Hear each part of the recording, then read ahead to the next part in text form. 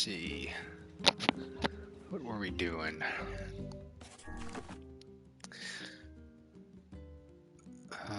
Oh, I think we have to go to the Forest of Myth. I think I'm gonna go try to finish this one right here. She needs an eagle egg found in high places where the wind blows. So the Airy.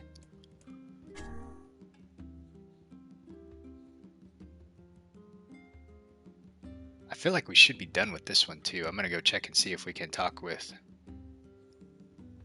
Well, we talked with Popola and she didn't say anything. Report back to Popola. That one's gonna take a bit. Pumpkin. That one's gonna take a bit too. Wheat and sardines. I need to catch more sardines. I don't want to spend the money on them. And then this one, he's wearing an unusual looking hat.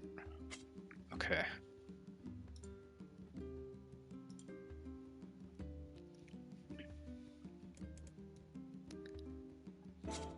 Alright, well, let's go talk to Popola really quick.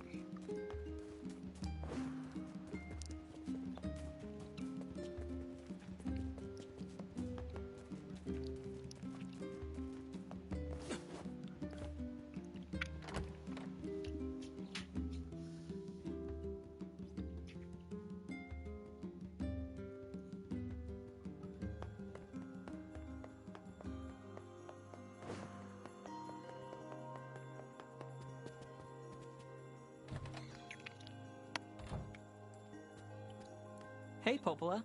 The tavern's got your drink. Here we go. Oh, that's great.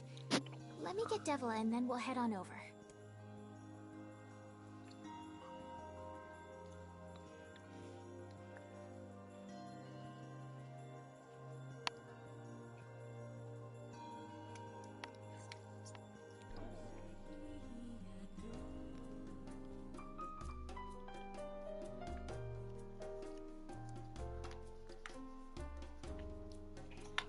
Okay, I guess we go talk with him. Should we finish singing?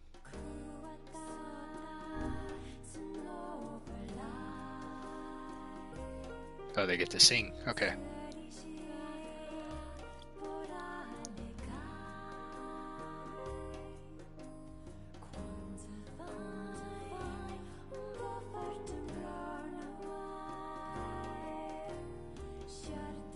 So I recognize the song from the NieR raids in Final Fantasy.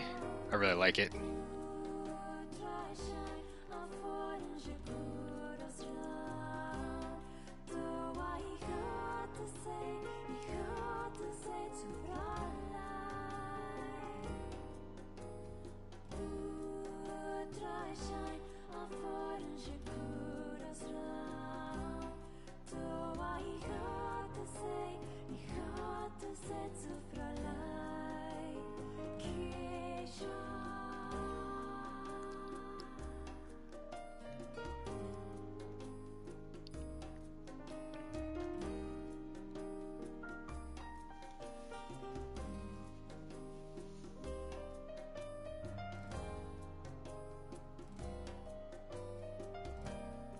Huh. So like, you know, playing the Final Fantasy raids, I had always thought like a lot of the music and everything came from Automata, but I didn't realize how much came from the original game.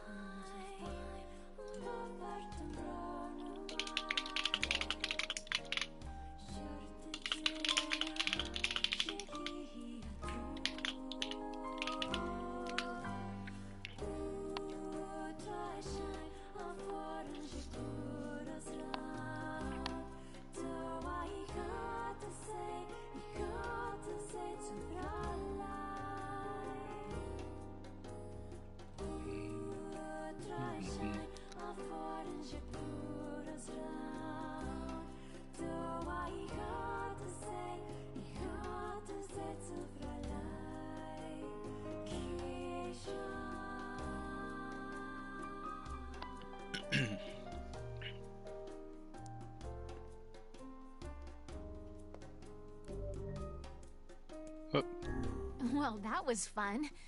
Hopefully it won't be so long until the next time. All right.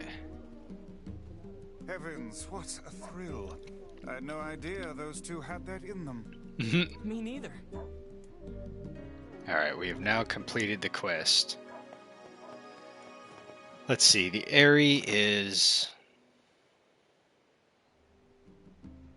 Where the hell's the Airy at? I think we gotta go to the north, actually, for the Airy.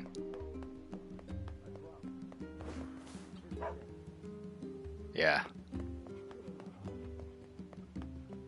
It's been a hot minute, but we'll go there.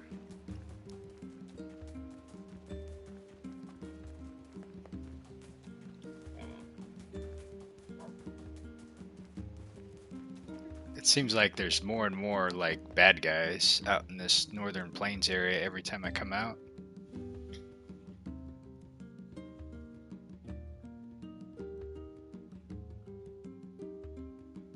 They even sang a song for me. It was really great. Oh yeah, look at them all. They're like just right there waiting.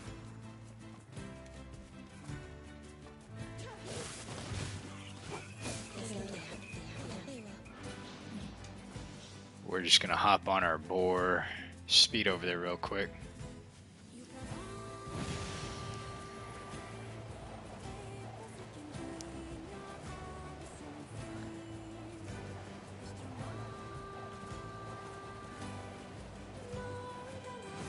All right.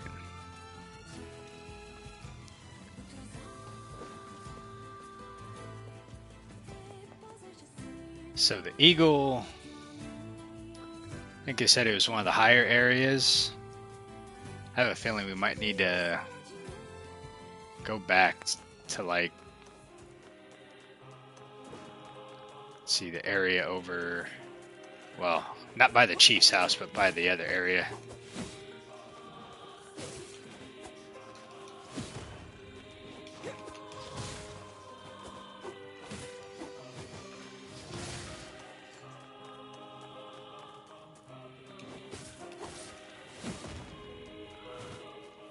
Oh, you can grab stuff off them. Let's see if we can pick up bat fangs. I don't know what we'll need those for, but we never know.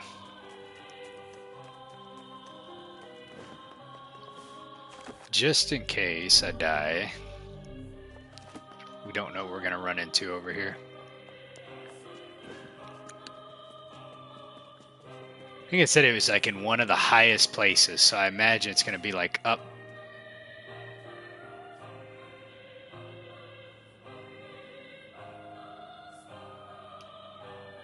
Probably maybe up there.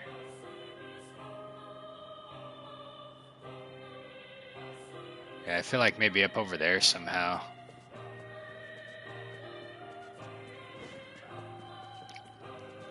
Let's see if we can figure out how to get there.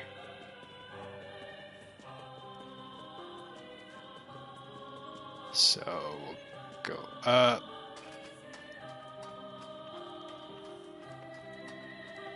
Huh, I wonder where Kaine's at. She's not with us.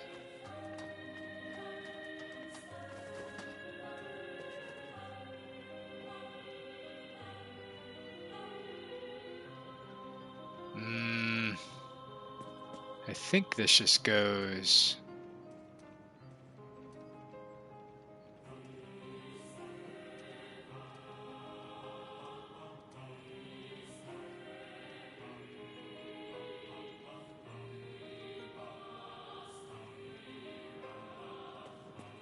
It's over.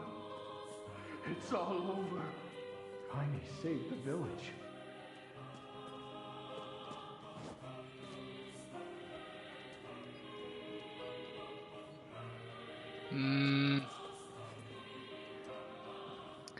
Maybe it's over there somewhere.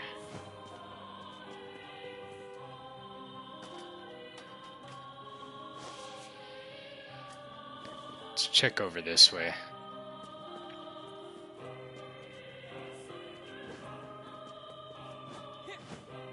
Oh. Dang it.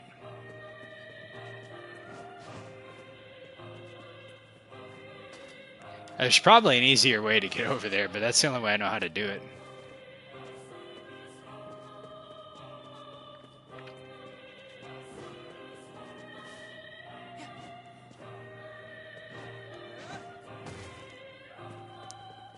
It's Kaine! That fiend lord the shade here! If only we possessed half the courage that Kaine has shown. It's all her fault. And they're so mad. Maybe it's over this way. We'll check over here.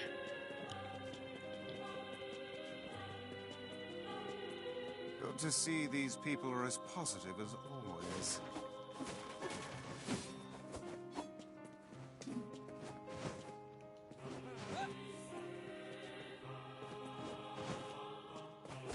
Okay. I think I remember it saying, let me look at it one more time. It said it was found in high places where the wind blows. So we'll see if we can find it. Ugh. Okay. Let's check over here.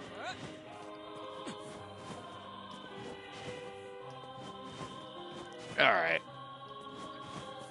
Man, I suck at jumping. Ugh, there we go.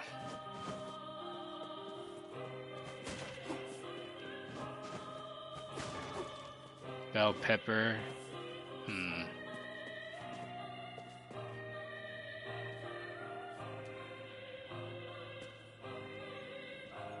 Oh wow, that's broken. I can't go there now.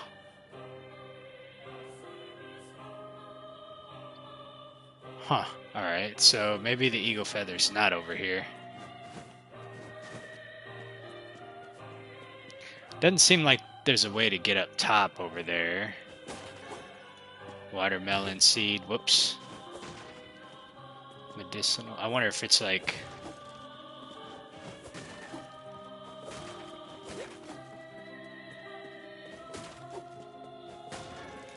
wheat seedling.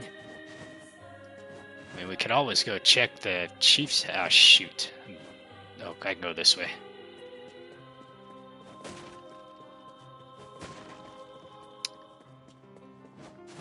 Well, if I ever need to come farm medicinal herbs, at least I know where to go. Alright, so let's turn the camera around. Okay. So there doesn't seem to be a way to get over there.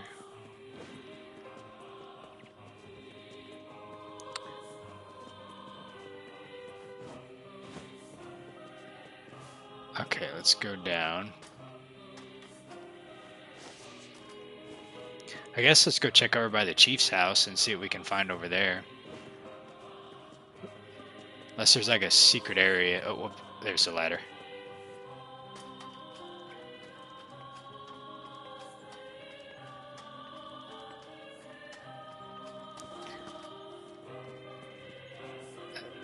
Alright, yeah. Might be something over there. Uh-oh.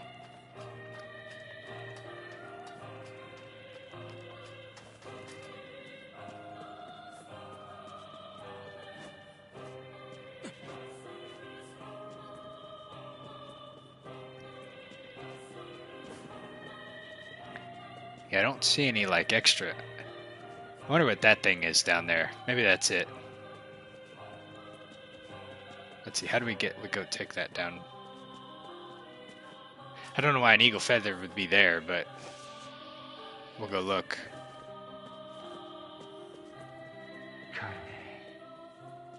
Man, they're all obsessed over Kaine. Alright, let's see what this is. Oh, it is the eagle egg. Okay. This must be the egg. You bring death to this village. You've certainly taken on a rather trying job this time. Come on, Vice. Quit moaning, would you? I imagine this egg would fetch a princely sum if you sold it to the highest bidder.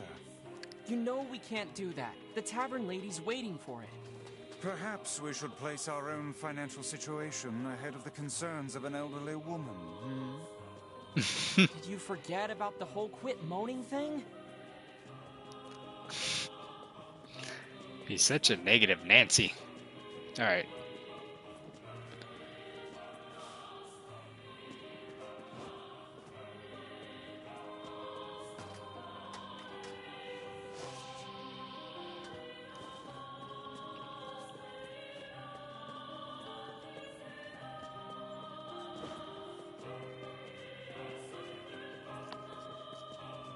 Shouldn't hopefully run into any enemies.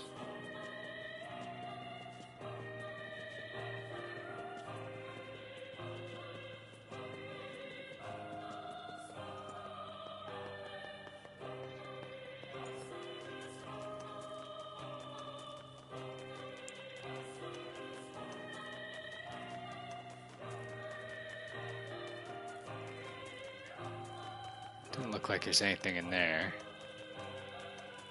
Yeah, she didn't come with us. She just stayed out. Okay. So we'll knock this one out. I think there's that delivery quest I can do really quick going down to seafront. Or no, I have to go all the way to the desert. I don't know. We'll see if we can do that one.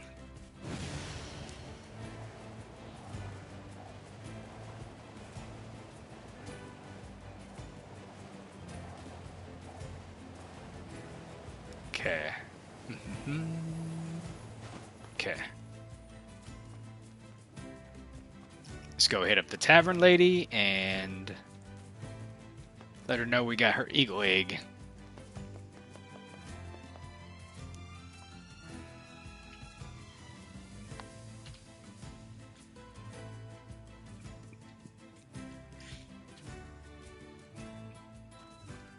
What's this? Berries. Tavern ladies this way. Still gotta keep an eye out for that funny looking hat. I have no clue like where that could even be. Since it's a runaway, I don't know if it's here in the village. Let's see, not there. There's tavern right there.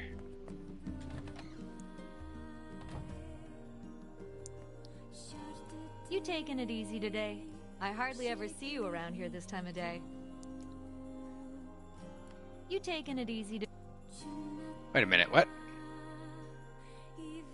I got your eagle egg. There we go. Thank you. Give me a moment here. Mixing. And here we go. Could you bring this to my grandmother for me? She'll probably be near the fountain in front of the library. Sure thing. I'll get it to her as soon as I can. Okay, old lady's elixir. There we go.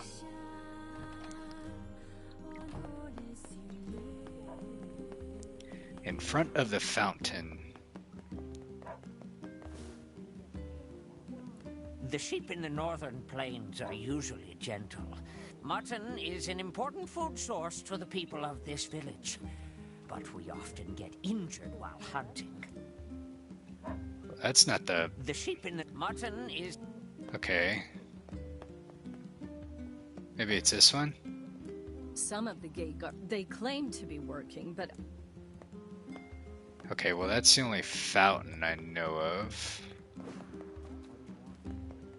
Maybe there's one over here. Oh, there's one up over here, that's right. Right over here, gotcha. Ma'am, I've got more medicine for you. Oh, what a nice young man you are. I've been just sick as a dog lately. Why, just this morning I woke up and found a giant.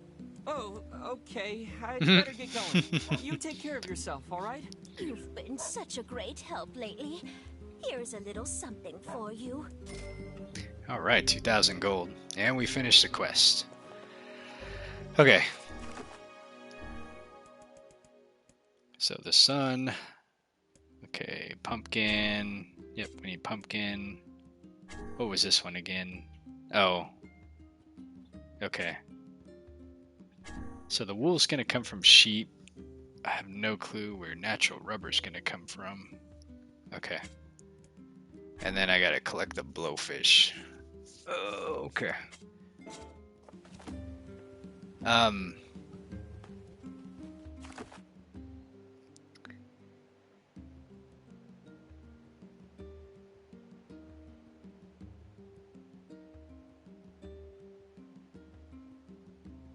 don't remember which way the desert was. I feel like it was to the east. Let's see if we can do that delivery quest really quick. Got to be careful though to not break it. I think it's this way.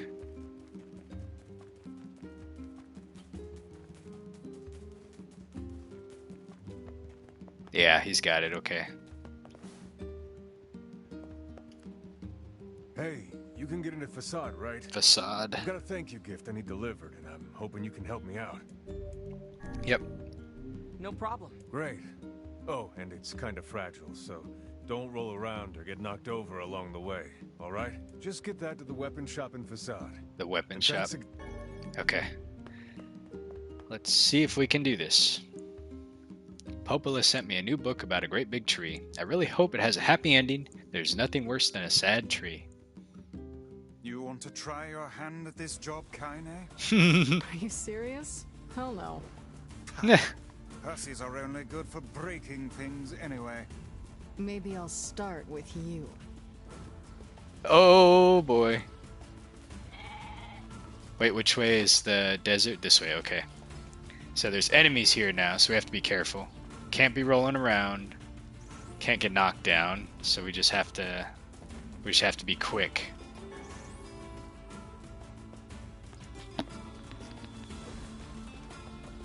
The wolves are the ones that I'm afraid of, so we will hopefully not run into them. I wish I had a boar for out here. Just to be able to go right there. Okay.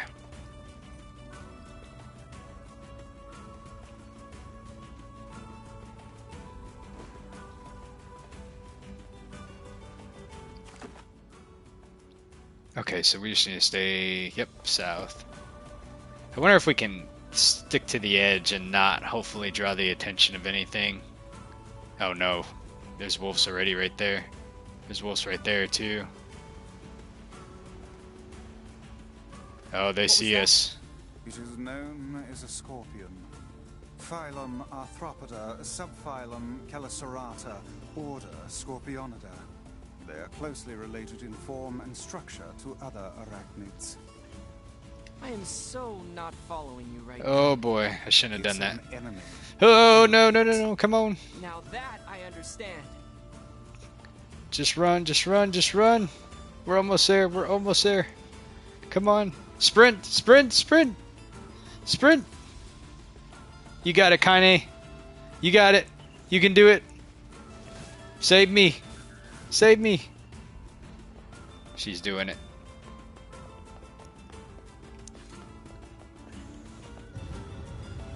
Okay. Man, that was stressful.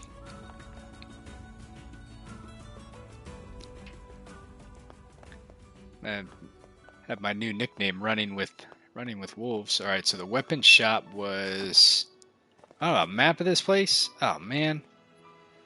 Okay, but I'll just take my little. Maybe that's it.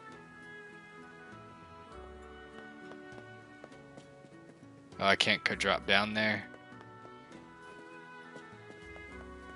Okay. Take us to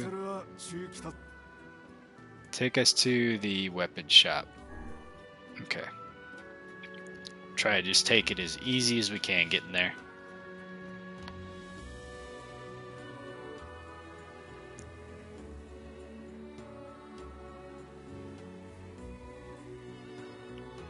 Okay.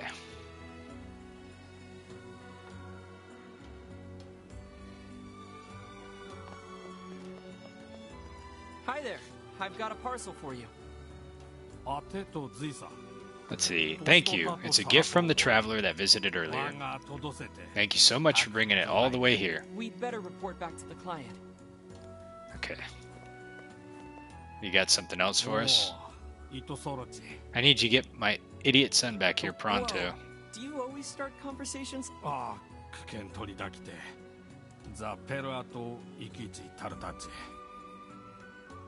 He must be a reckless child indeed to venture into the desert alone.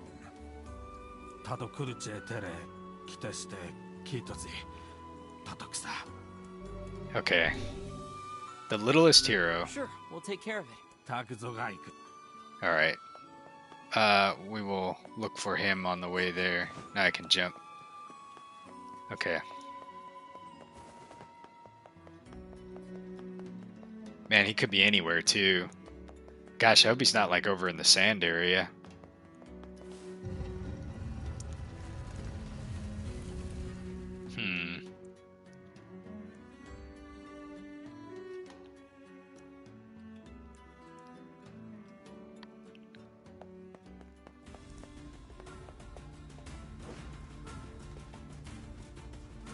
Alright, if I was a kid, so they're not going to make it like just easy to find, so I feel like we need to search the north part first.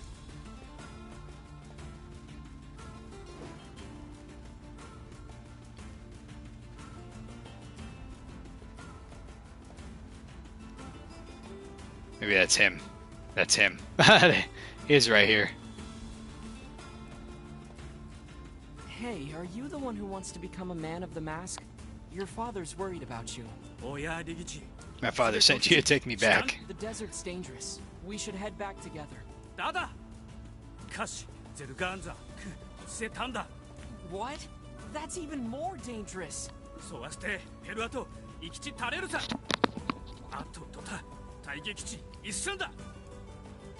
Oh man. Hey, wait! If he speaks the truth, then I fear the boy is in grave danger. Yeah, we'd better catch him before he reaches the den.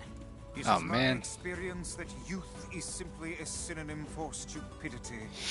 Oh, come on. He just wants to protect his city. I think it's nice. Oh, yeah. Yeah, that's right. The sandstorm's too intense to go. Wait, weren't you the guardian of your village, Kaine? Yeah. Wait a minute, what? Well, all I'm saying is...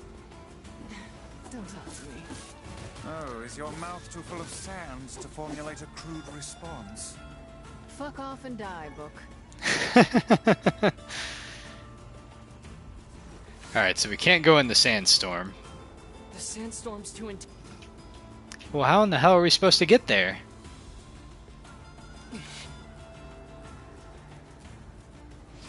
The sandstorm's...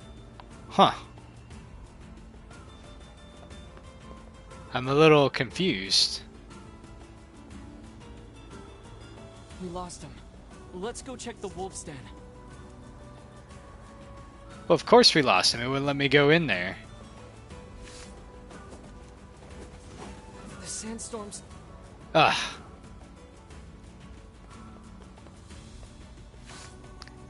Alright, hold on a second. Where in the hell would the wolf's den be at?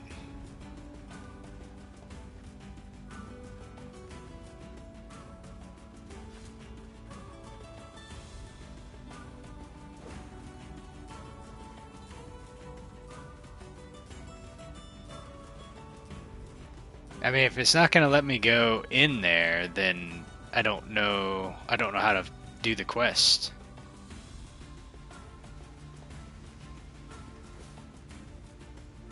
There's nothing here. Make haste. We shall be buried in sand if we remain much longer.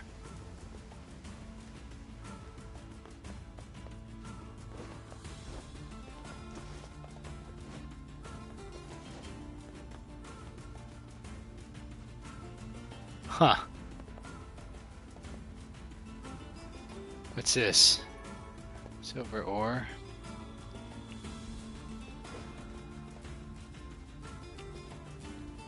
I feel like I'm gonna fail this quest because I don't really know what to do. Or how to get through the sandstorm. I mean, there's gotta be a way to be able to get through. I thought it would just let us press on, but maybe not. Oh, let me check over here. No, this is the way out. We need to get through...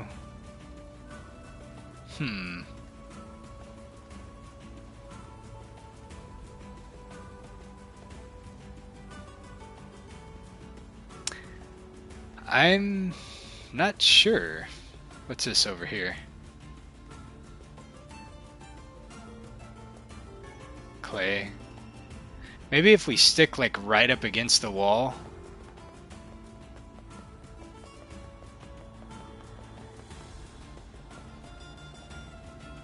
The sandstorm's too. Hmm.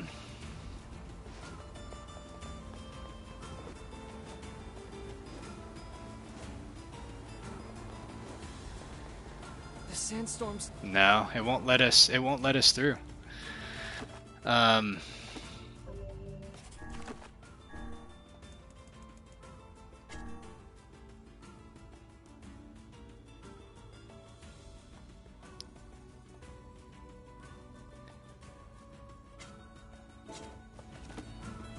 I'm not really sure, cause like as soon as you start moving in, it gets crowded. Sandstorm's.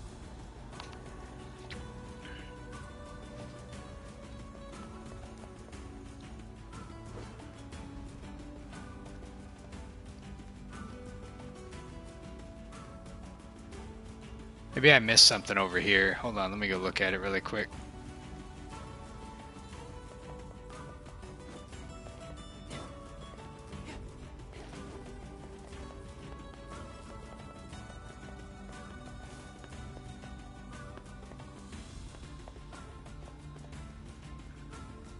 Doesn't look like it. Hmm.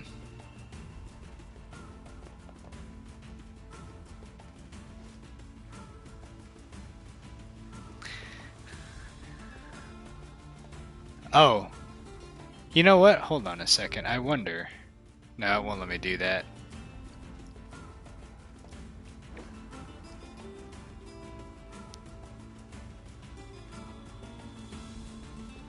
I guess we'll go tell him that he got lost. Like, I don't really know what else to do.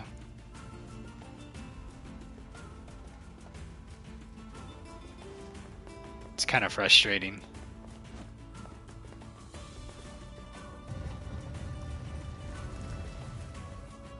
Maybe, oh yeah, maybe I do need to go grab someone from here and get like a guide or something to take me in there.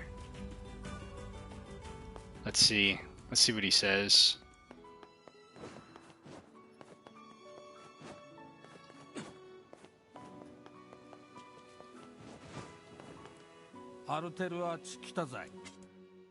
No, he doesn't have anything to say. Hmm. Well, I don't know.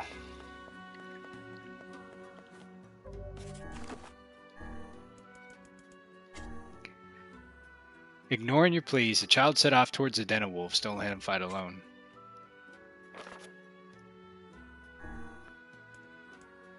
I don't think there's anything I can do. I don't think there's anything I have.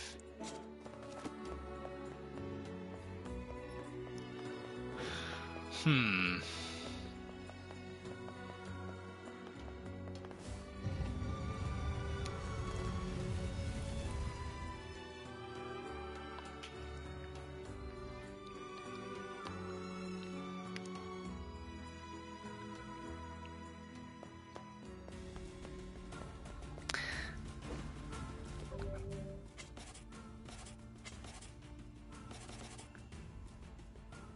Dark wall.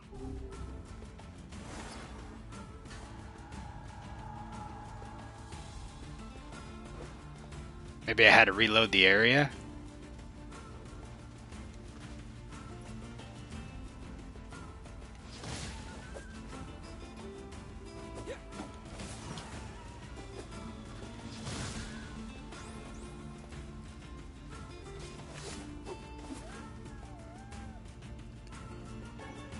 Okay, let's go check. Man, that's a big scorpion. Holy cow. Let's see, yeah, maybe we had to reload the area. Let's go check over here.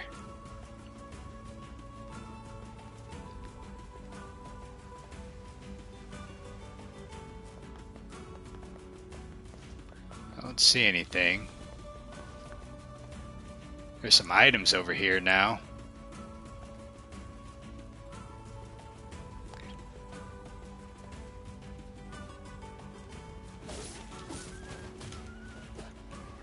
Ah!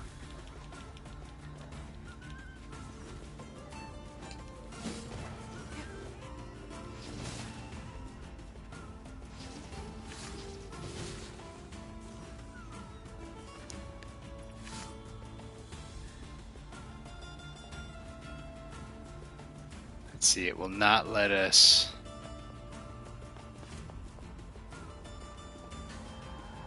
No, that doesn't do anything. The sandstorm. I wonder where the den of wolves is.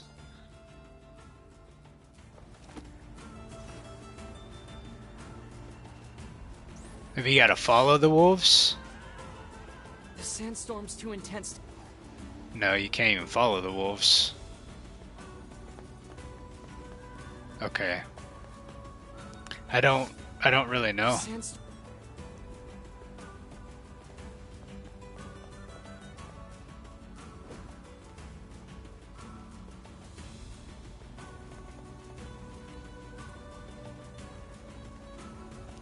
There's like no way for me to get over there. It appears.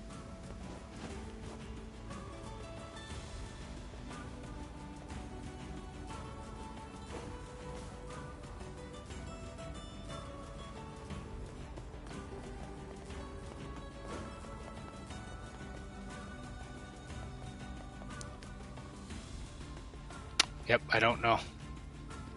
But I don't want to spend like a lot of time just trying to fuss over that one.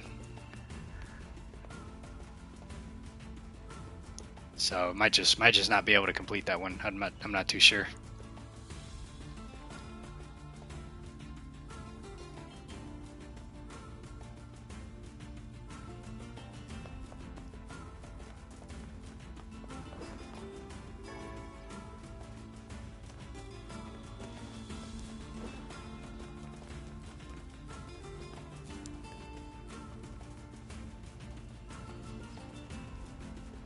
Let's see, can I get goat hide off these things? You get goat meat.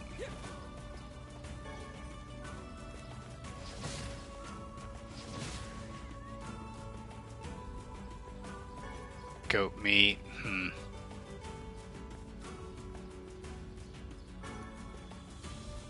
I don't like having to kill those things. I don't know.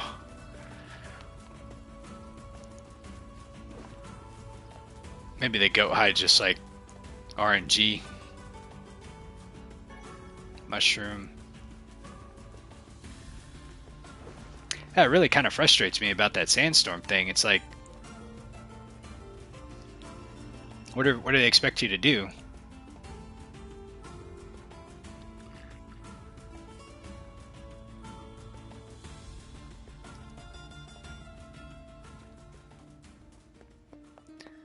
Oh, we gotta turn this back in. Your delivery is complete.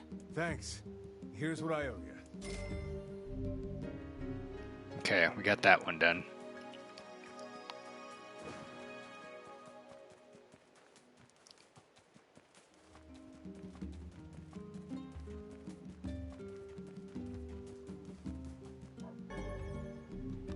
That was probably an herb. Okay, so we need to go this way.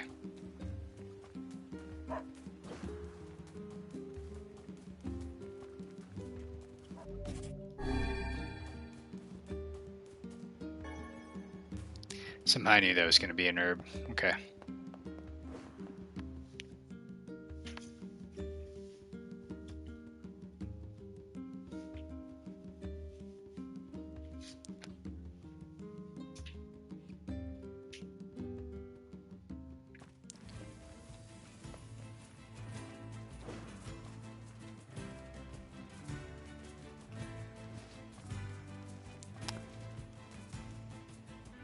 Alright, forest emits. So we need to go, okay, that way.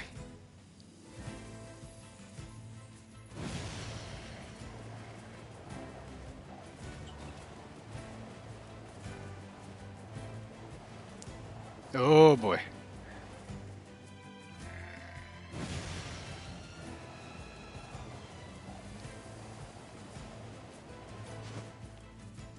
You know, It's not gonna let me jump down, is it? It is. Okay, good.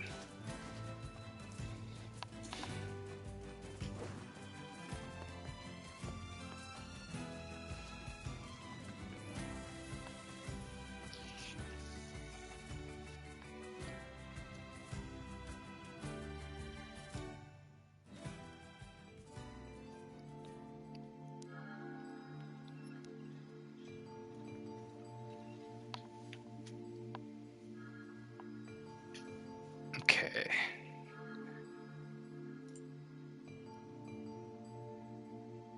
It sure is quiet here. Such silence bodes ill. There's trouble on the way. I'm certain of it. You know, a little optimism now and then wouldn't hurt, Vice. Such cheek.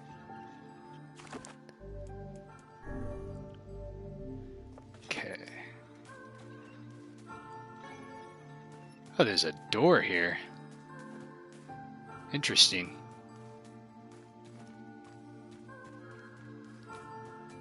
What is this?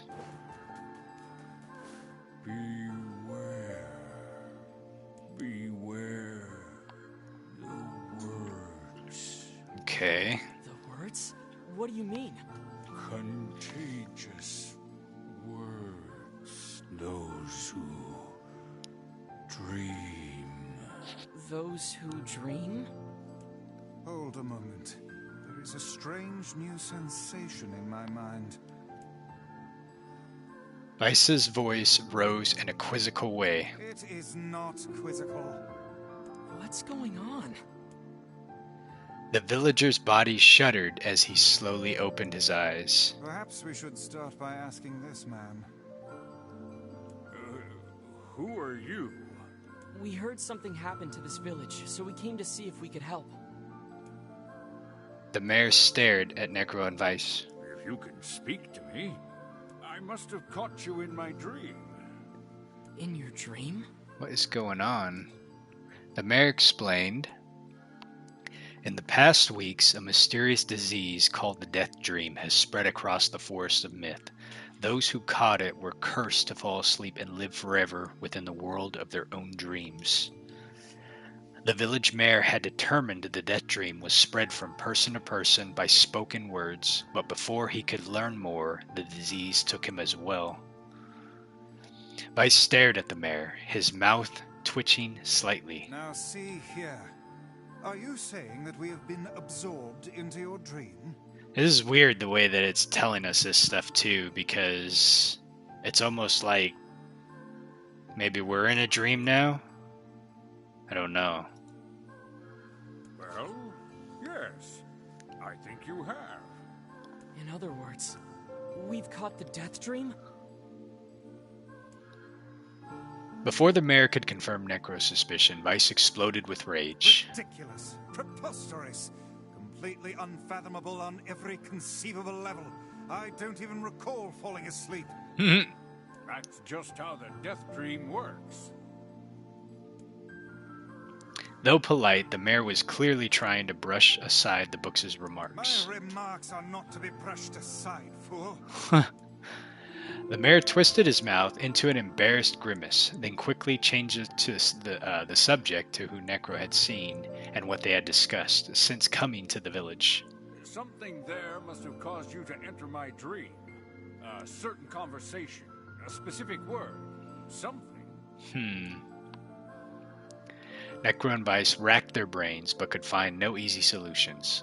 There were simply too many words to consider, too much random chatter, too many meaningless conversations. Grimoire Vice does not engage in meaningless conversations.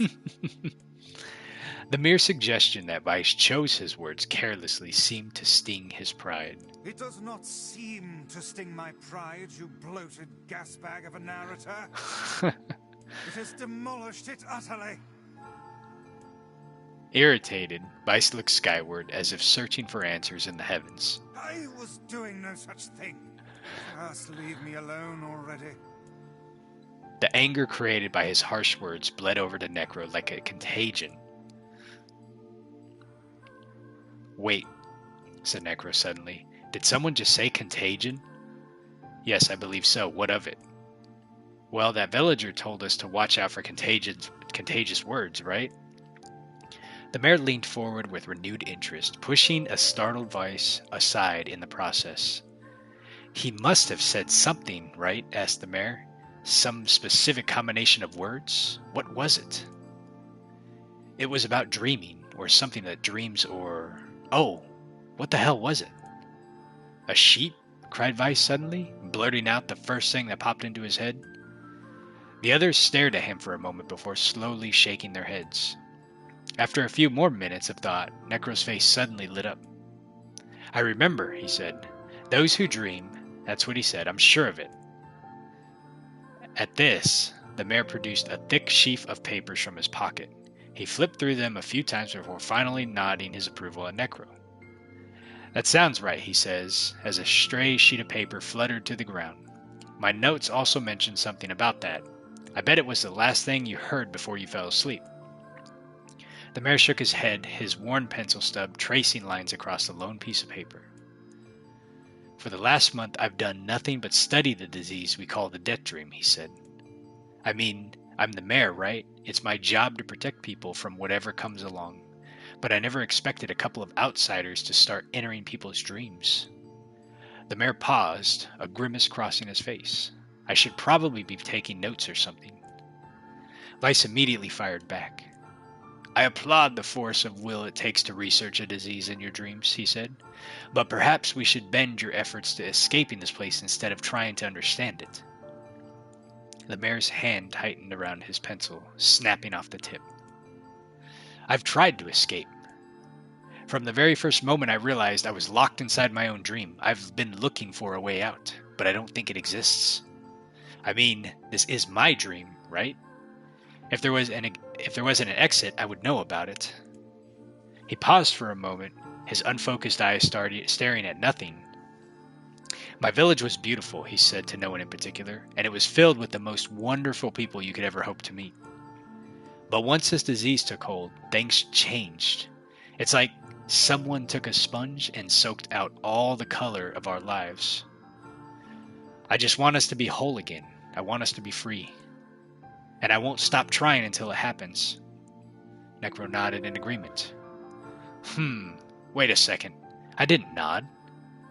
Look, if we can be of any help, said Necro, just ask. Now hold on. I did not just say that. Silence, cried Vice. The grimoire looked at Necro, to the mayor, and back again, his face filling with confidence. Grimoire Vice face is always confident, thank you very much. Mayor, now see here, Mayor.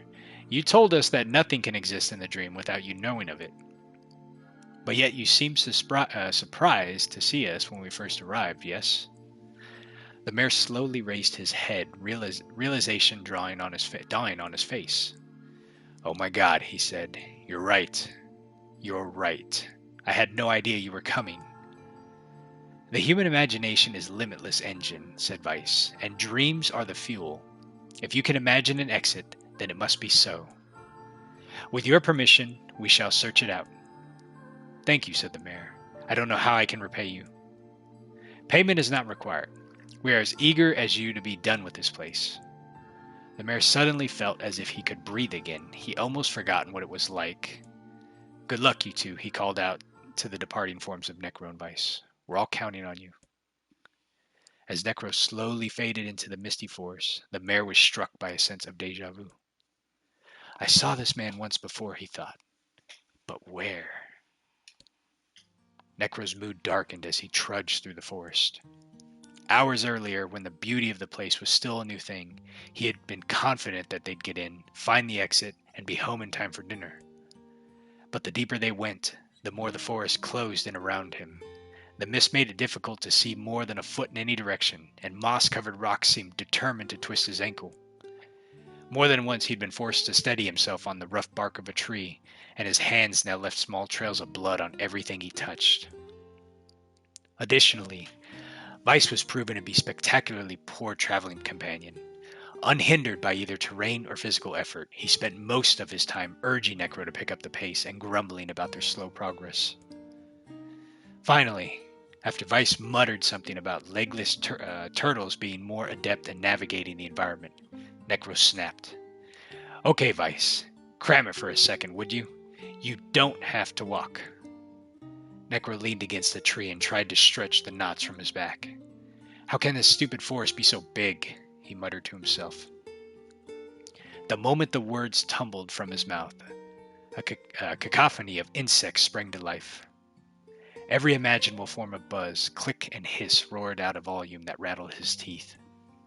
Necro slapped his hands over his ears and screamed to be heard. Vice, what is going on? Necro could see Vice's mouth moving, but he might as well have been shouting in a tornado. The insects screamed, the forest howled. And then, just as Necro's ear seemed ready to tear from his head and go running for cover, the sound diminished. Hesitantly, he removed his hand from his left ear and listened to the creatures of the woods. Zri, zri, zri. Shack, shack, shack. Chick, chick, chick. Woo, wooma. Chic, chic, chic, chic. As the insect symphony dimmed another decibel, Necro began to detect patterns in the sound. This isn't random, he thought. It's not just white noise, it's something else. The insects weren't just calling out. They were asking a question. One with it is lacking. 2 with it is ideal. 3 with it is dangerous. What is it? Let me think for a second. 1 is lacking. 2 is ideal. 3 with it is dangerous.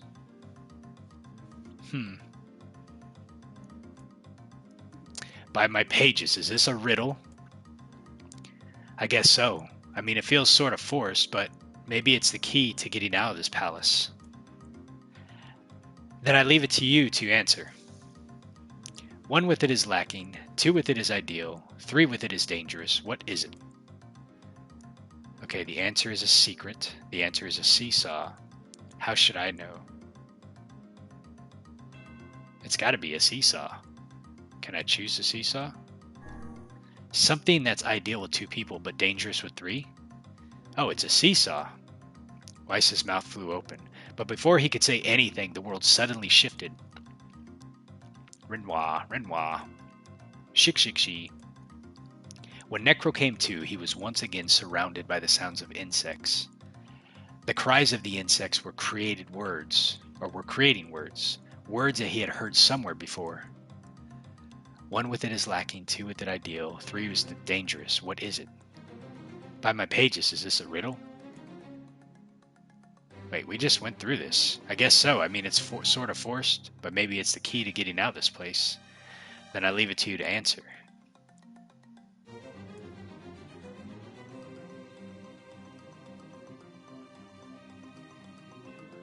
I mean, maybe it's a secret.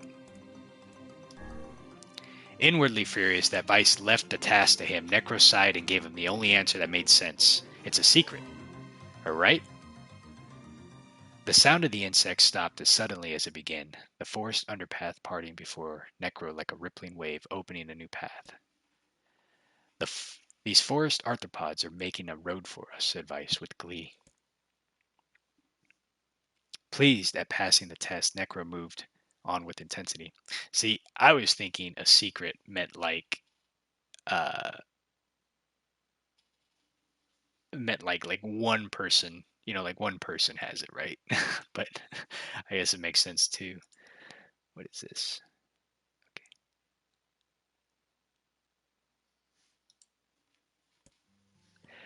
The path offered his body relief from the undergrowth, but gave even greater cheer to his mind. As long as they were on a path, their journey had a purpose. I guess the forest has accepted us, huh? Said Necro after a bit. Vice spun around to face his companion. Do not mistake the will of this forest for some happy pet you can suddenly befriend. We have no idea what this path leads. As Vice finished speaking, the pair turned a corner and found themselves facing a clear forest spring.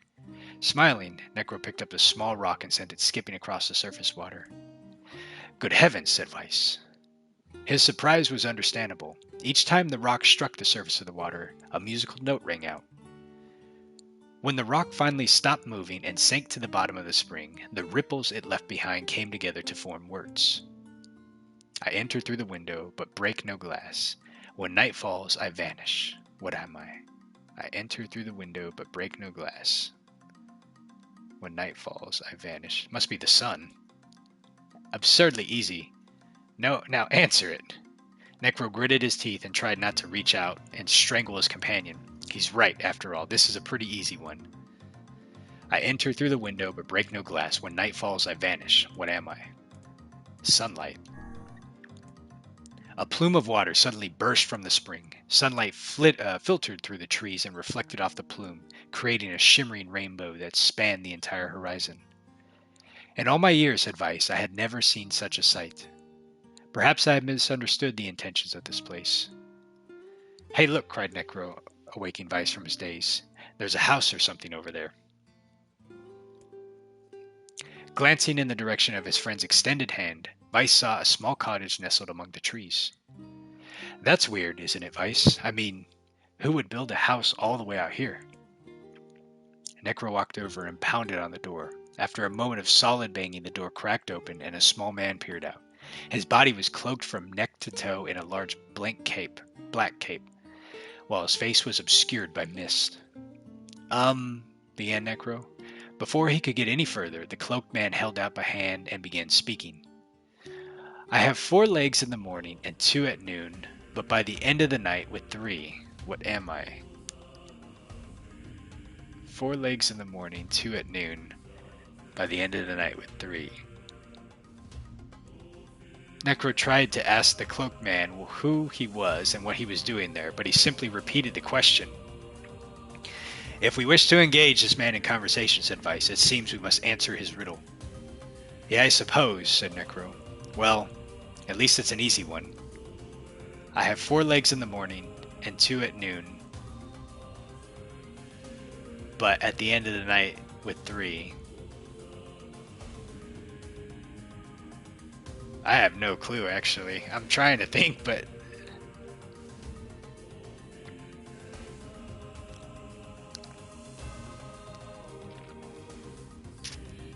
Four legs in the morning, 2 at noon, by the end of the night with 3.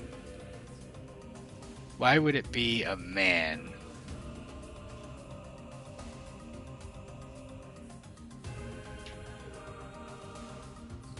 Why would it be a demon?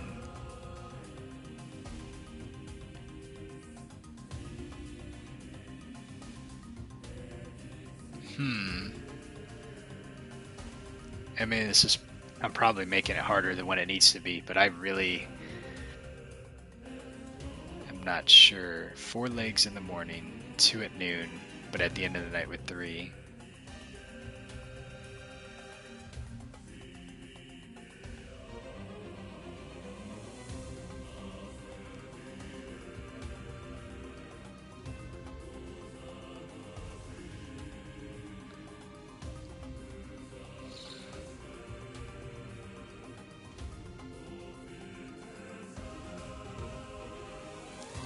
I really don't know.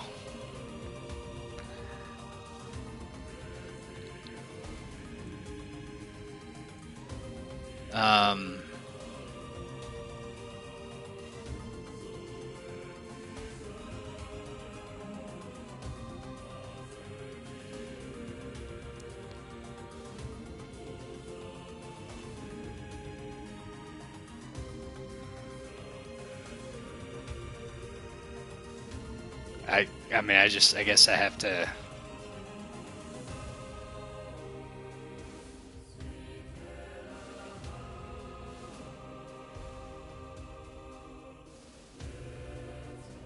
Yeah, I don't really know this one. I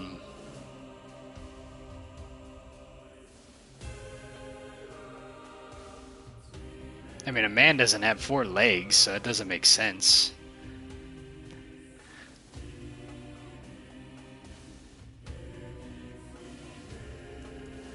I guess, I mean, maybe, I don't know, maybe we'll say 4 legs.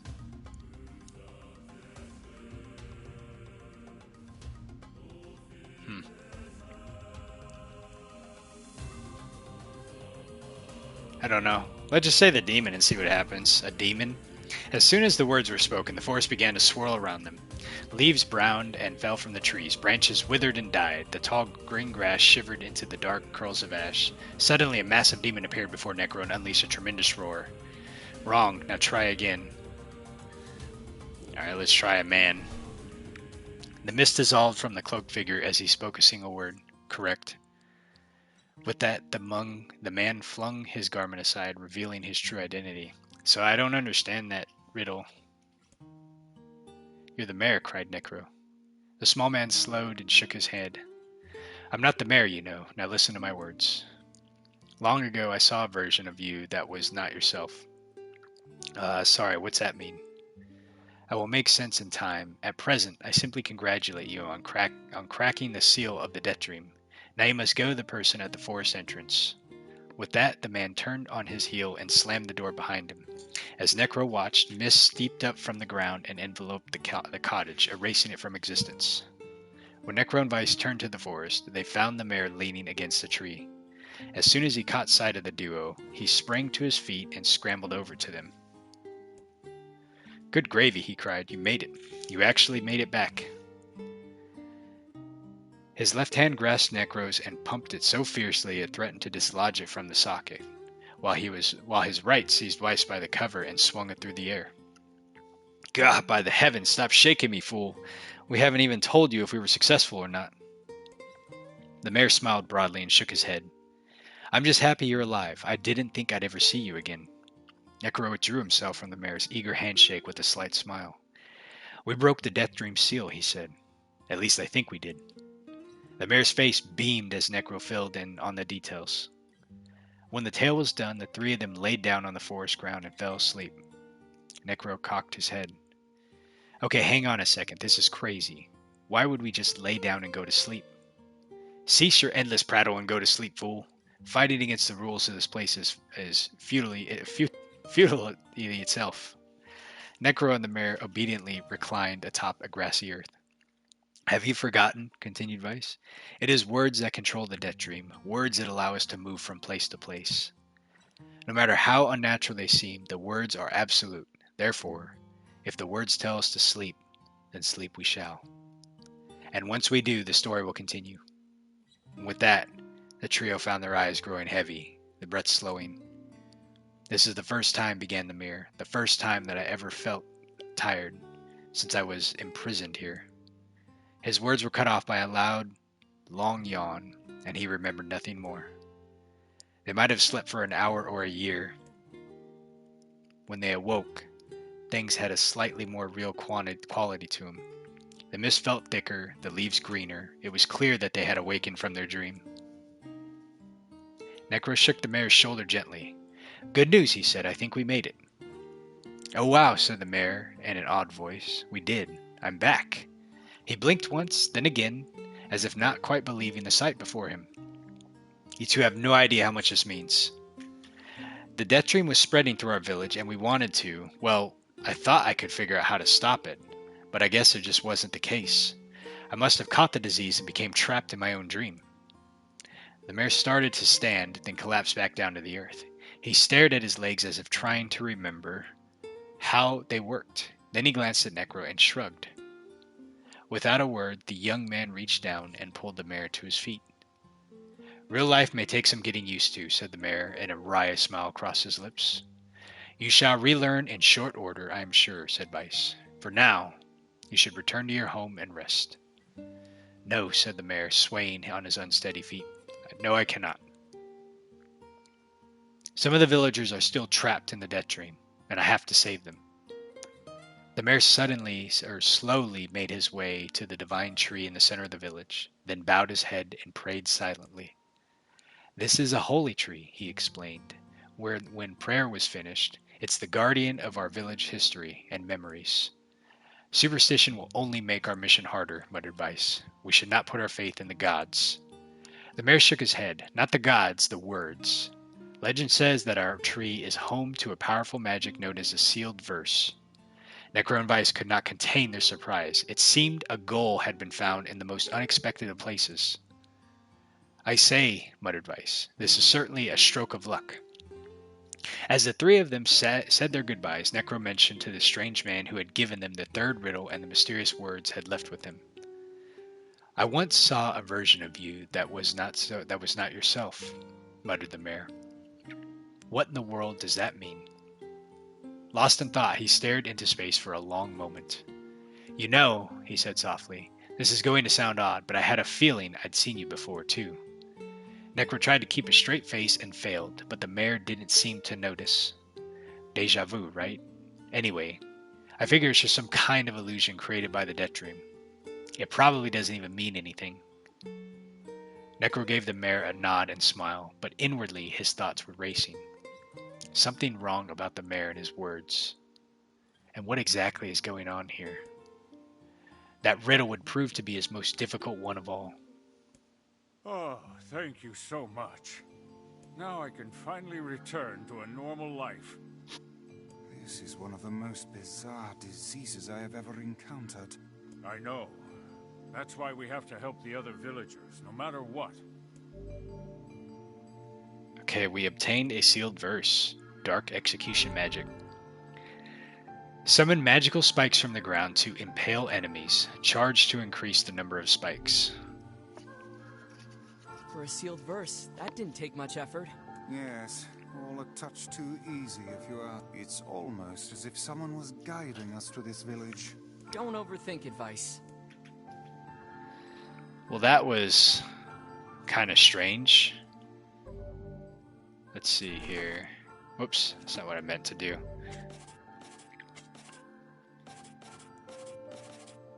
Summon magical spikes from the ground to impale enemies.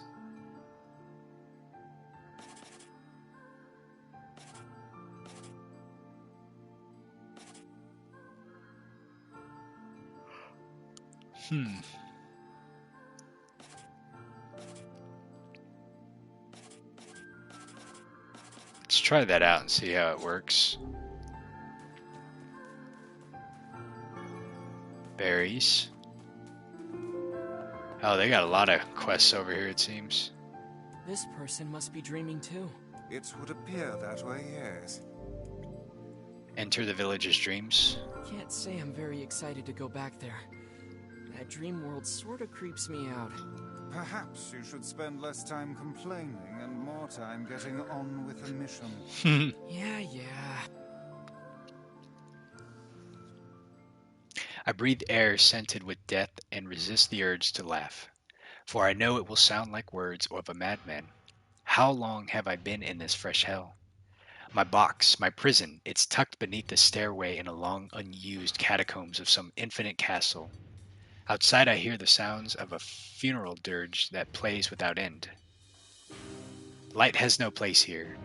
Wind is a forgotten friend, and I pray for death to come, but he forsakes me. Time passes, and eternity slips in by a single tick of the clock.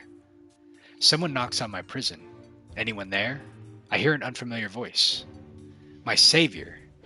I claw at the door of my jail, embedding thick splinters under my ragged nails. I scream for help.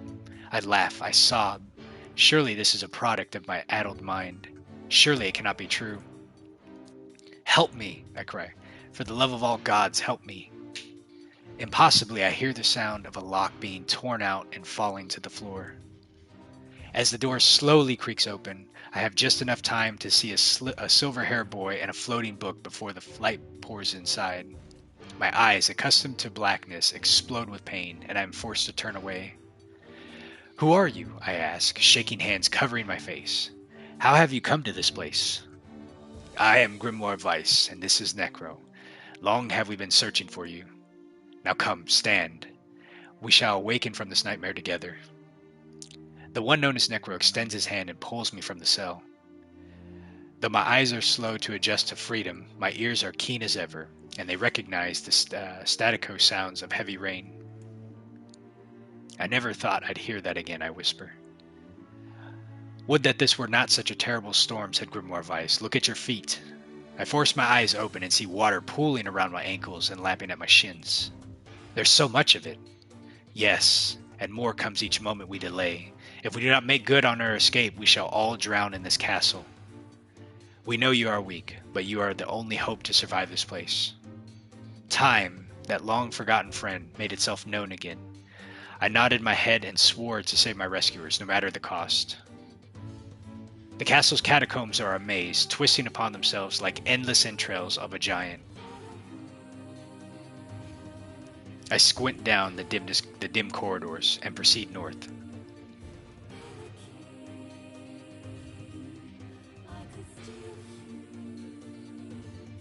Okay. Is it gonna go? Oh. I have to select it. At the end of the corridor, I find a row of 20 gorgeous canopied beds resting atop a carpet of velvet. All are covered in a thick layer of dust and cobwebs.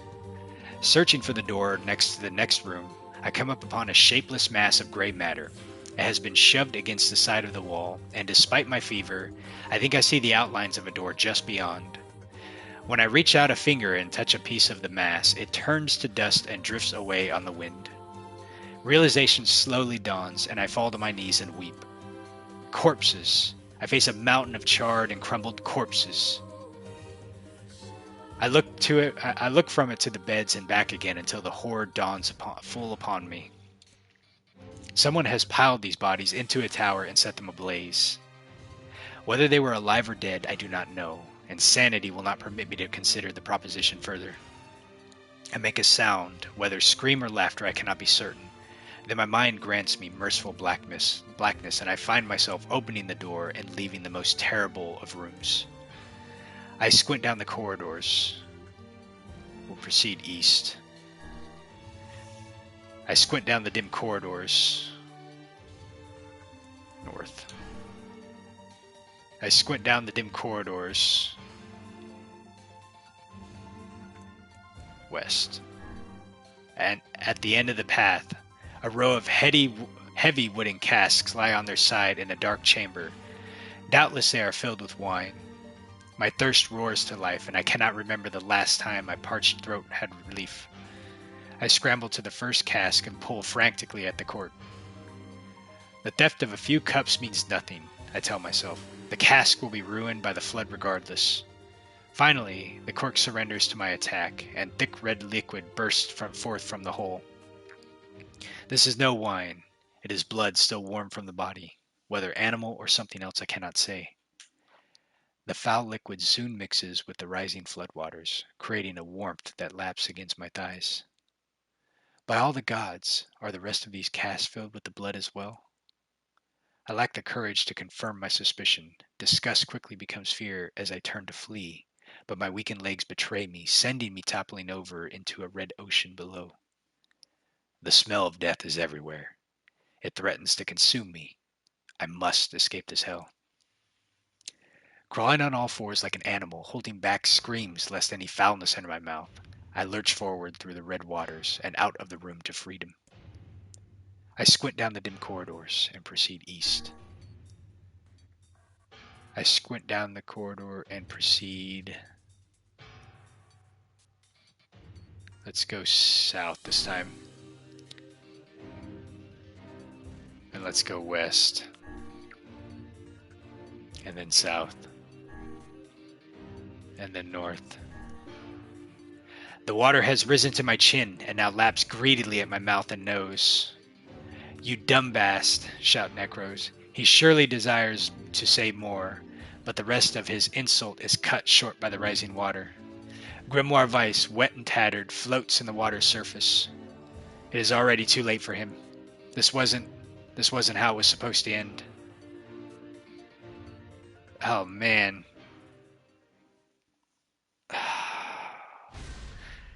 I gotta do all that over again.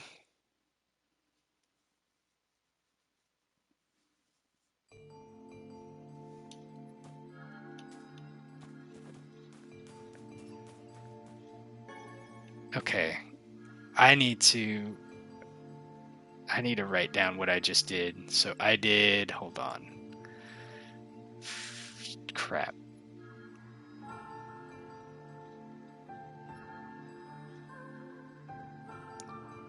Where's my notepad at?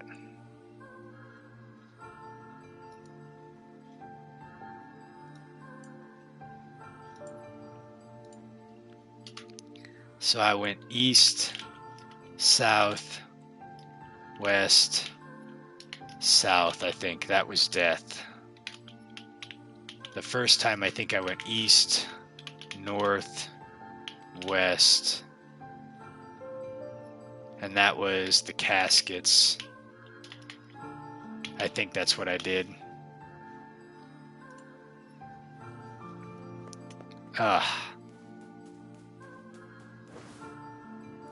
Now I can finally... This is one of the most bizarre... I know. That's... Okay, well at least it let me continue there, so I'm going to save it really quick, and then we're going to try to do that one again. Because that was like, yeah, like a half hour. If I had to redo that whole thing over. Alright, let's see if we can save this person.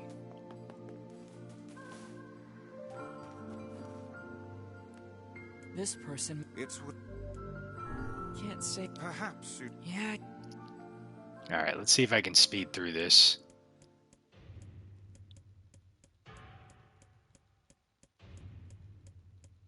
Because my throat definitely doesn't want to read all that again.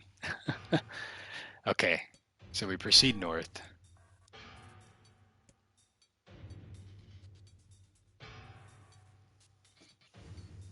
Okay, it has been shoved against the side of the wall and I dip my fever. When I reach out a finger and touch a piece of the mass, it turns to dust. Realization slowly dawns and I fall to my knees. Okay.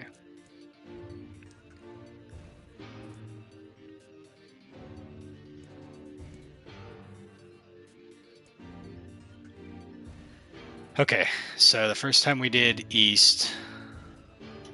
Let me look at what we did here. I think we went east. So let's go south.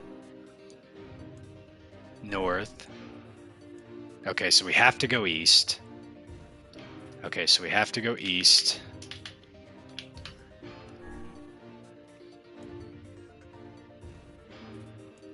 If we go west, it should just bring us back to where we were. Okay, so we go east, then we have to go north. Okay. I think east northwest was like the one caskets. So let's go east north. So we can't go back south because that one just takes us back to where we were. So we could go east north. We could go east again. We could continue going north. So I think the other two answers are going to be either east or north. Let's see what happens when we go east. At the end of the path, I find myself in a great hall with only the sounds of rain for comfort. The waterlogged red carpet squishes beneath my feet as I approach the center of the room. Once there, I behold a beautiful dining table upon which rest china and silver of the finest construction, as well as the remains of a fantastic feast. As my eyes continue to adjust, I see many chairs surrounding the table, each holding a dinner guest. Noticing movement, I approach the chair at the table's head, but as the truth of the matter dawns on me, I recoil in horror. The host of the feast is a corpse, and all are the invited guests. An army of foul, wriggling insects have made home on their remains, and this is the moment I saw. This once splendid feast was now nothing more than a requiem for the damned. I take a moment to steady my shaking hands, then slowly back away from the table. Desperate to lose sight of the abomination before me, my gaze lands on the chairs upon which the dead were seated. This is a mistake, for the chairs proved to be even more terrible than the feast itself. Each one is covered in a layer of spikes that run from the seat up to the back and then down the arms. I wonder if that's a clue. This explains the color of the carpet beneath my feet. I can only pray that the unfortunate dinners were dead when the meal began. For if not, it is a simple task to envision the agonized screams that must have sprung forth from their mouths. My mind grasped frantically at the possibility that these souls had committed some terrible crime, for which this was punishment. Though in truth I suspect they had committed no crime at all. There would be no tomorrow for these unfortunates. This was their last supper. Okay, so east, north, east was Last Supper. Okay, So now we can go... West will take us back, I think, to where we were. So let's go north. No!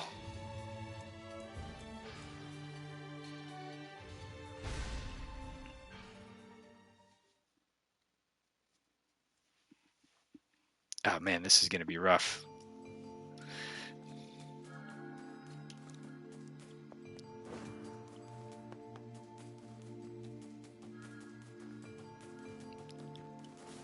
This person... It would have... Can't... Yeah.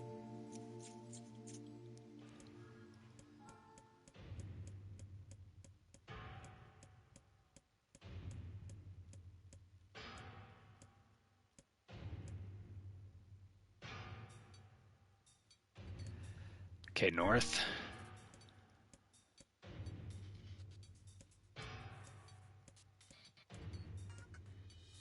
Okay. So we have to go east. Then north. Let's keep going north. The water rises to my waist, exhausting me both physically and spiritually. I pray that this is the way out. Eventually I can stand the sight of the waters no longer, and so turn my eyes upward. My surprise when I see a series of paintings hanging on the faded plaster wall. Each depicts a person in their prime of life, clad in clothing of the highest quality. The styles, however, are strange to me, leading me to believe that these people had lived long, long ago. One subject wears an outfit that particularly catches my eye. It is constructed of a thin, breezy cloth and decorated with the motif of flowers and birds. While encircling the figure's waist is a leather belt of the most perfect construction. It is a stunning costume even by modern standards. As I gaze at the portrait, I am struck by a desire to touch it with my own hands. Yet, as I extend a single finger to the painting, I am gripped by the most unpleasant feeling. Staring closely at the image, I see it bend and warp into the shape of another figure. Something behind the picture is pointing at me. Is it another prisoner? A fellow inmate trapped for eternity in this place? I cannot let it pass, and so I seize the portrait with both hands and throw it in the water. The wall is hollow, but behind the painting and inside I can just make out a body. Whether or not that this is a prisoner, there would be no rescue. The poor soul is long dead. Scraps of clothing lie on the floor around the bones. Only a small amount of fabric has survived, but it features the same delicate designs that were depicted in the portrait. I have been... Hold on, let me look at that again really quick. Only a small amount. Okay. I have been admiring a row of corpses blocked from view by portraits of each victim at their pinnacle. Enough. Shielding my eyes, I paddled forward through the water. Oh, okay. South.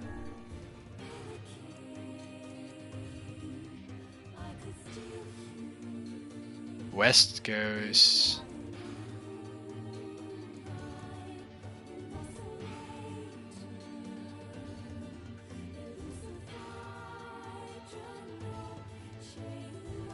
Man.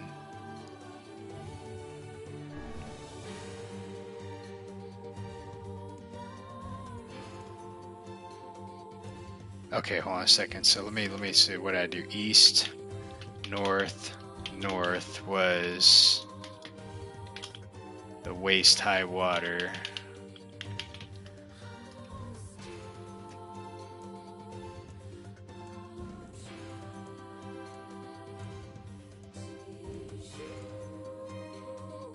Okay, let's go west instead of north this time. Let me see, because north equaled death.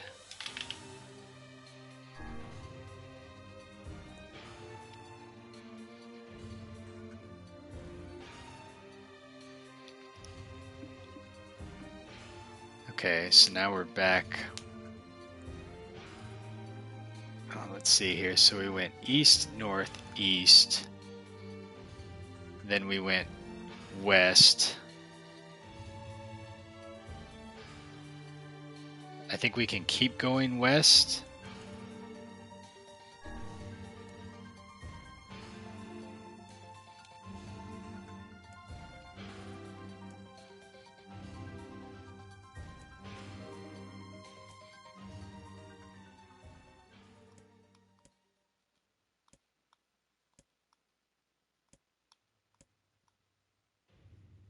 Okay, so west was the caskets. So we go back east. Oh, man. I'm struggling with this one. Okay. Let's see here. I'm trying to write these down so I know. I'm trying in my mind to envision like how this is going. I think I need to like actually draw it out. Hold on.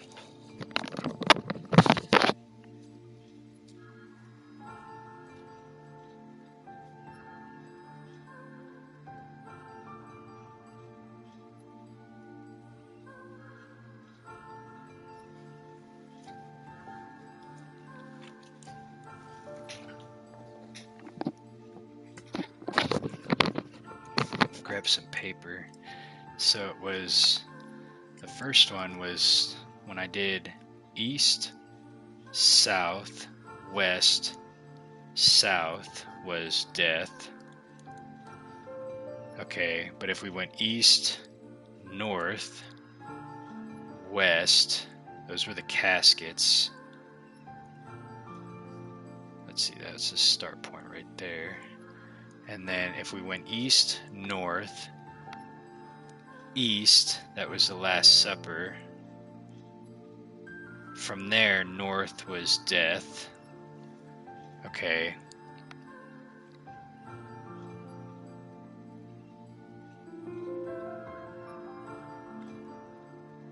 And then, let's see here. So we did east. Hold on a second. East.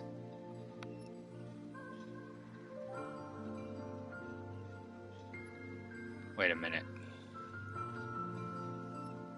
Why am I all messed up here? Let me look at this again. So, east. Okay, there's start point. East, south, west. South was death. And then east, north, west was those caskets.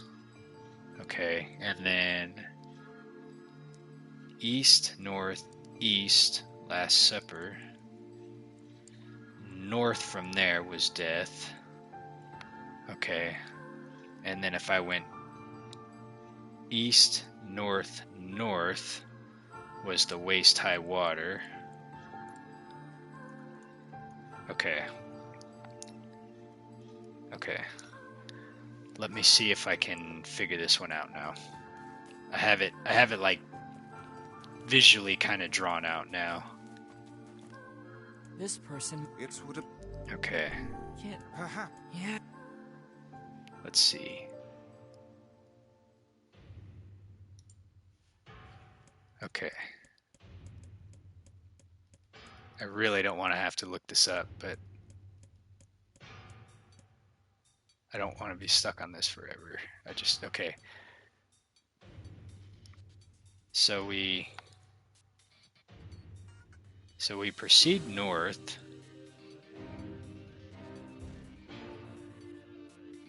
Okay. At the end of the corridor,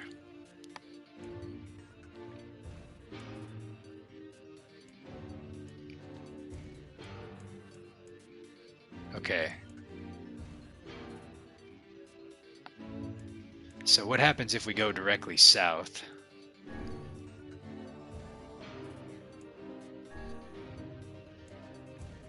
Okay, it doesn't let us go anywhere, basically. South, okay. So we have to go, because this says, yep, we have to go north, okay. So we have to go east. West takes us back to where we were. North goes up. Okay. So now we're here. So south takes us right back to where we were. East is going to take us to Last Supper. West is going to take us to the caskets. And north is going to take us to the waist-high water. So let's try this one. Let's go east this time.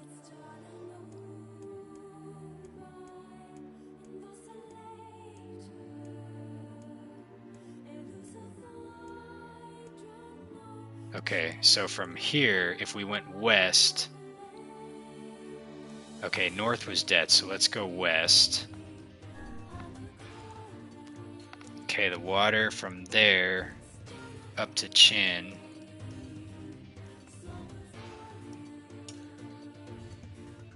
Nope, that's death too. Okay. So that was death. Man.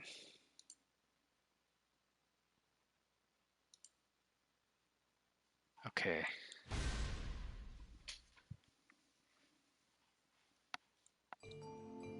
I am kind of at a bit of a loss with this one.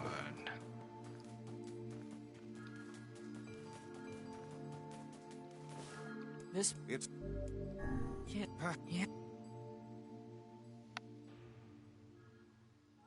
Because we can't go... Okay.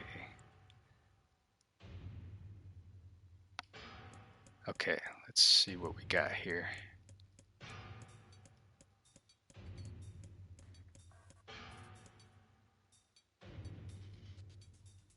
Okay, so we start and go north.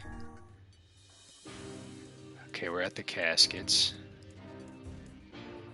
Okay, so from here, if we go back south, it just takes us right back to where we were. So we have to go east.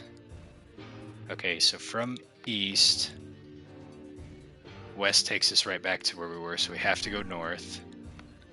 Okay, so now we're here. If we go west,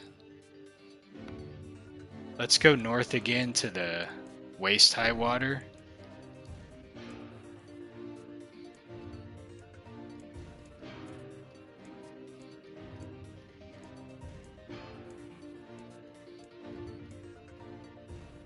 It doesn't let us go anywhere, so we have to go back south, basically. Okay. West should take us to the Last Supper. North should take us back to where we were. East should take us to the caskets. What happens if we just... I mean, can't go back south.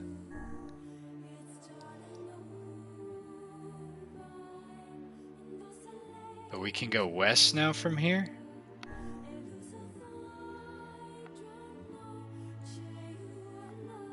Okay, so we can go east, which will take us right back to where we were, but now let's go south. That's a dead end, it looks like. So now we have to go back north. Oh man, you only get a few...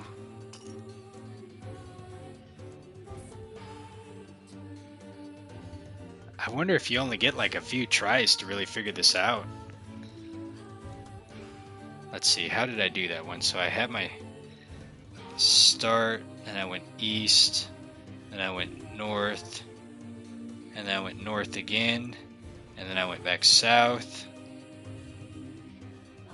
and then I went back south, and then I went west, and then I went south, and then I went back north, and then that killed me.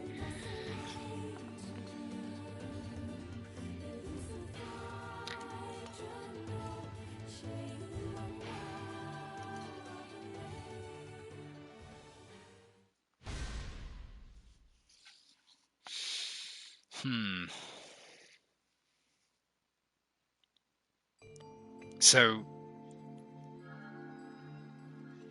the corridor, I mean, like, so I have the right, like, I have the diagram of, like, what the corridor looks like in my mind, but I basically just retraced my steps, and you have a certain amount of time to be able to do this. Otherwise, the water's gonna get to you quick. So you have like a certain amount of time, I feel like, to get out of here. Okay. So how many moves was that? That was 1, 2, 3, 4, 5, 6, 7, 8, 9. But that, I don't think that's how it necessarily works, so.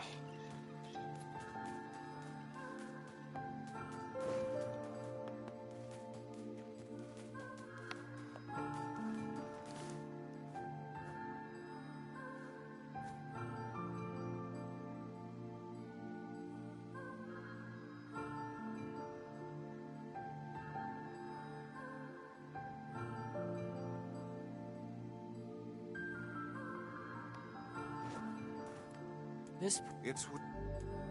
Can't say I'm very... Perhaps you... Yeah.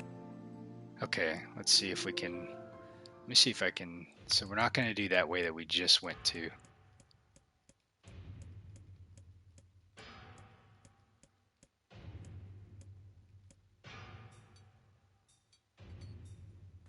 Okay, we go north. So we're at the beds now.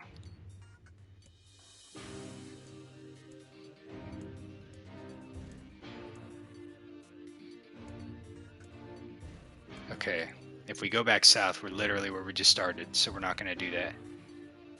So we're going to go east. Okay. West takes us right. Oh.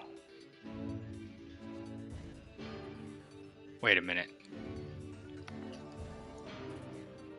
I'm all messed up here. Hold on a second. Why am I doing this backwards? So we go east, then north, then north. Okay, hold on a second.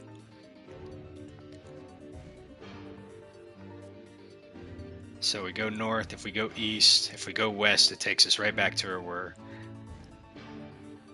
But we could go north. Okay, so now we're here at this intersection. Okay. So east, north. If we went east again, this should take us, let's see here, east, north. So if we go south, that takes us right back to where we were. We could go north, but that's going to be to the waist-high water. And that's going to want us to go back south. So we could go west from here, which should take us to, let's see, start. That should take us to the Last Supper. If we go east from here, that's going to be the caskets.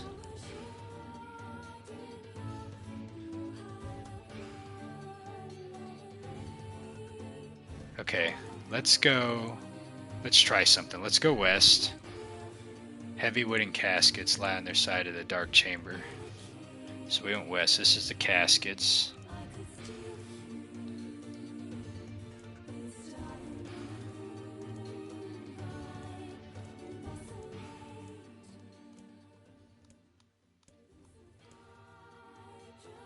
Okay, so now it wants us to go back east. That's like a dead end, basically. So if we go north, this should be the waist-high water that we ran into. Yep.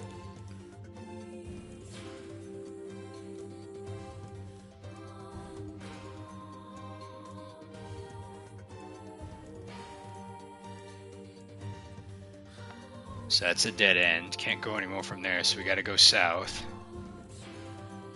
So now if we go east again,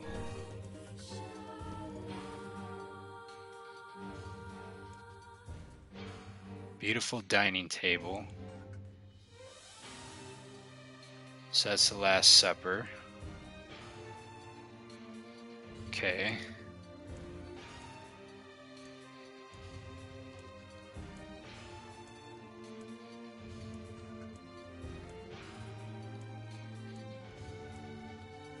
Okay, so now we can go back west to where we came from, or we could go north, but I'm pretty certain north was death, so we don't want to go north from there. So we want to go back west. No. So we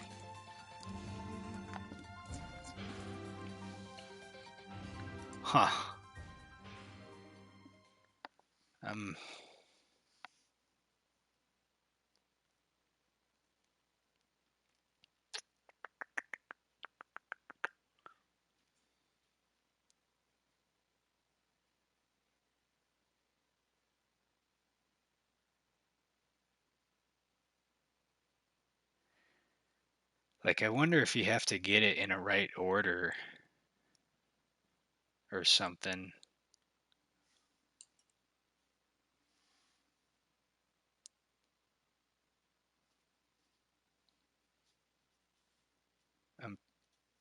Not really certain.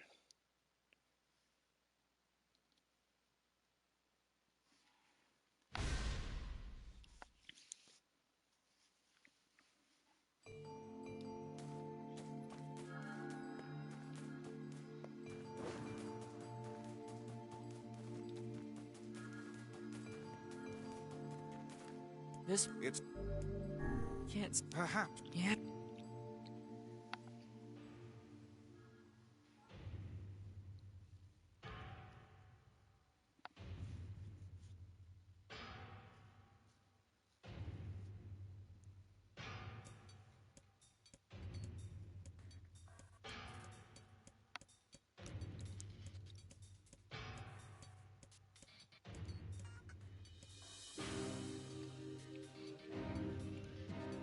Okay, so we go north.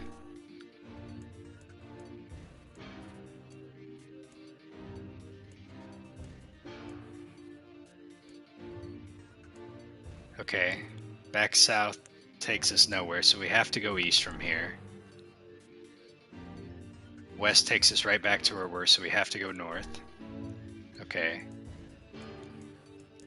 So let's try something. Let's go east first. This is the hall with only the sound of rains for comfort, red carpet beneath feet.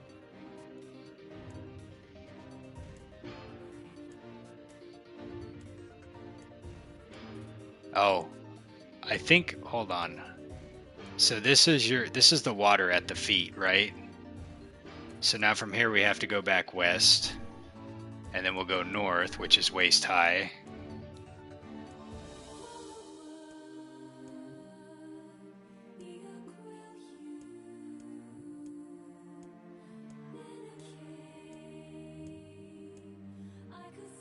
South.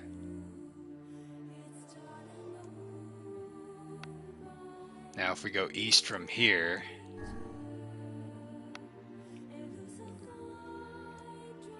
north. That might have just taken too long.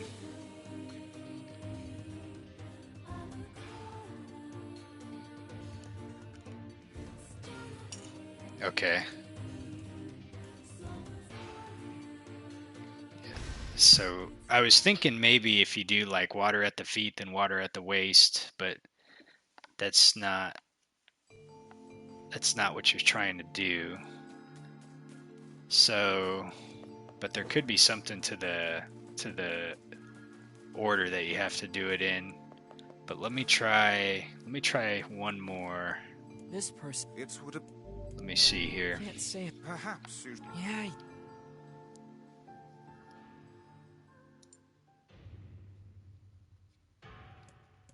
Okay. This is like the worst boss in the game. My deduction skills are not very good right now. Okay, so we go north.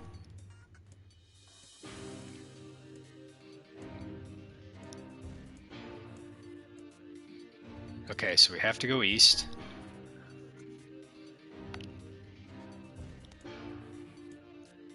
West takes us right back to where we were, so let's go north.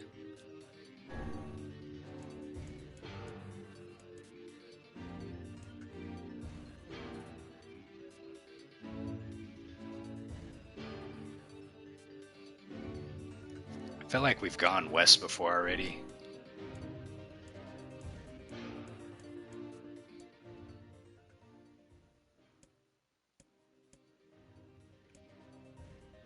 Takes us right back to where we were going, east.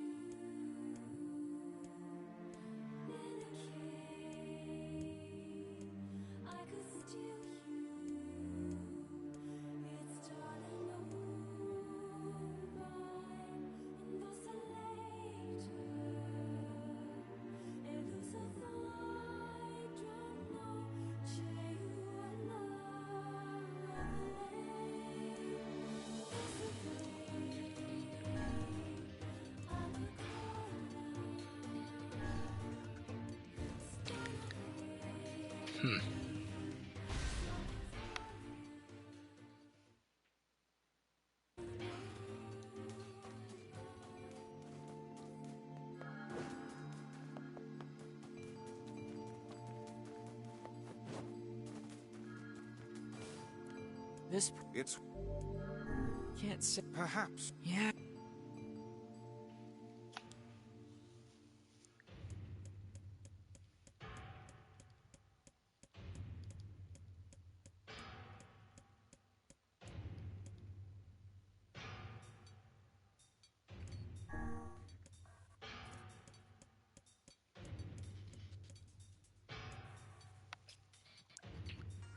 If we just go south, it's going to make us go back north. So we have to go east. West takes us right back to where we were. So we got to go north.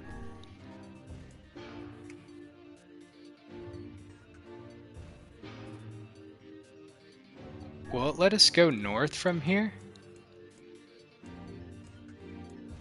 Let me see. It will. Oh man, okay. Gosh, it took forever to figure out. Break it down, someone cries. I think what happened beforehand is I took too long to get there, and so I wrote it off as that wasn't a good combination to go. Then you are a woman, madam. I am. I proffer the two a smile, and I suppose this comes as something of a surprise, seeing as how I exist only in the form of words. I can see that the one known as Necro is disappointed that the torn dress will be given no further description, but he hides it well. With a nod and a shrug, the three of us set forth to our awakening. But behind us, an awakening of another kind is taking place.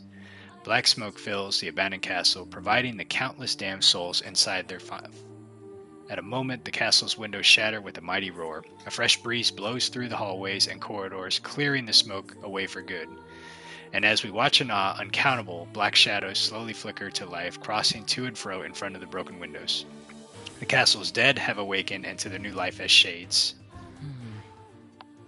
Oh my gosh, that was rough. It took me forever to figure that out. You have anything to say about that? Hopefully there will be no labyrinth next time. I hear that. Ugh, I'm going to save. Wow. So, yeah, I think the first time I did that path, going to the Last Supper, I think I had done another combination first. I think what I did is I went up to the waist-high water and then over to the Last Supper, and then when I went up, it hit death. So I marked that off as not a good combination to be able to go. But I think I realized that you had a finite amount of time, or moves, I guess you would say. You had a certain amount of moves that you had to be able to do in order to make it work.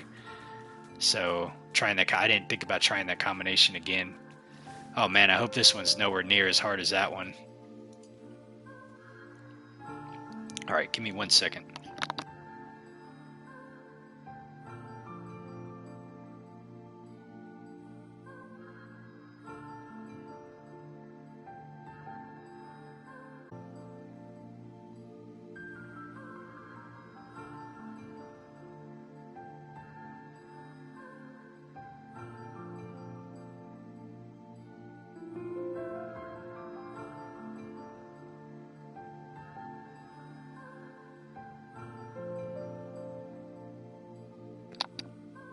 Okay. I'm gonna send Menno a note and be like, holy cow.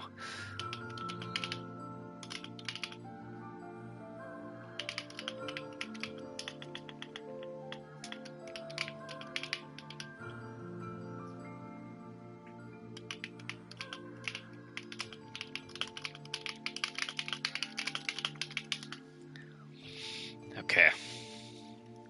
Let's see what this one's like. And another victim. I figured a book like you would be into all this word stuff, Vice. Even I have my exceptions. Now let's be off.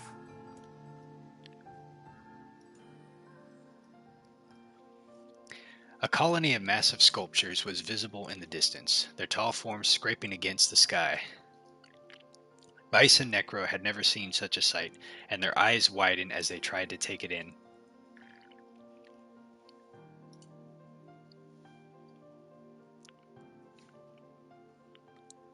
see what Meadow's saying. Puzzles.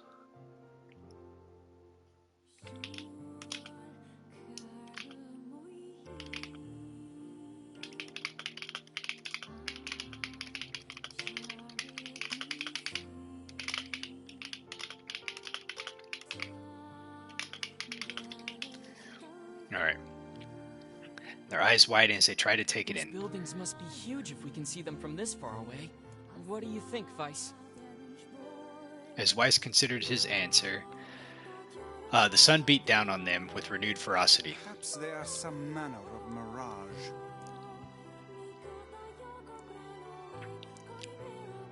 Under this heat, a mirage or two would hardly be an unexpected sight. Necro nodded and wiped the sweat off his brow, leaving a trail of sand in his place. He thought he'd never been so thirsty. The ancient road on which they walked was black and cracked with age. Here and there, thin wisps of grass pushed up through the rocky surface, as if defying those who had laid this material down over their home. The heat reflecting from the road made Necro lightheaded. His feet hurting, he crouched down to rest. I don't know how much longer I can do this. Is someone playing a joke on us or what? The complaining had already begun. Weiss tried not to let his eyes roll too much. A joke, he said? No joke. This road leads to the city of art. Perhaps the path itself is simply some manner of grand artistic work. You don't sound very sure of yourself there. Perhaps not, but thinking of it in this way makes it easier for you to bear. Necro glanced at Weiss's grinning face, shook his head, and resumed walking. As time passed, Necro's feet grew more painful, and his throat drier than he thought possible. As time passed, he tried not to look further than the next step ahead because the bright sunlight made him hesitant to trust his own senses. "We are definitely getting closer," said Weiss in an effort to cheer his companion. "Yes, this much is certain." Okay. Encouraged, Necro lifted his gaze. Suddenly, he stopped walking, choosing instead to stand in the middle of the road with his mouth and eyes wide open and his finger pointing in the distance. "Water," he cried. "It's water." "Water?" asked Weiss. "Preposterous. I don't see any water." "Over there, just ahead. Look, the sun is reflecting off it." Without waiting for a response, Necro sprang to life and bounded toward the sight. What in the... There was no water. There was nothing but sand in every direction. Necro closed his eyes and sighed as Weiss floated up behind him and chuckled softly. "I believe this is known as a mirage," he said. "Many a desert traveler had spoken of such things." Necro shook his head, bewildered. Suddenly, he pointed off in the distance, his eyes wide once more. "Wait, there it is. I just missed it. Look, it's right there." Necro sprinted off again, leaving Weiss with no choice but to follow. After a few minutes of running, Necro came to a halt. I could have sworn it was right around here. Confused, he put his hands up to his eyes and rubbed them vigorously. As soon as he stopped, he noticed a blue shimmering pool of clear water just over the next rise.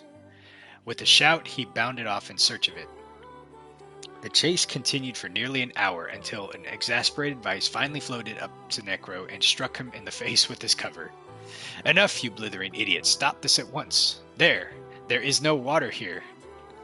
Necro's face clouded. "There isn't?" "There is not, and perhaps next time you will listen to me when I tell you as much." Weiss paused for a moment, then continued speaking in a slightly kinder tone.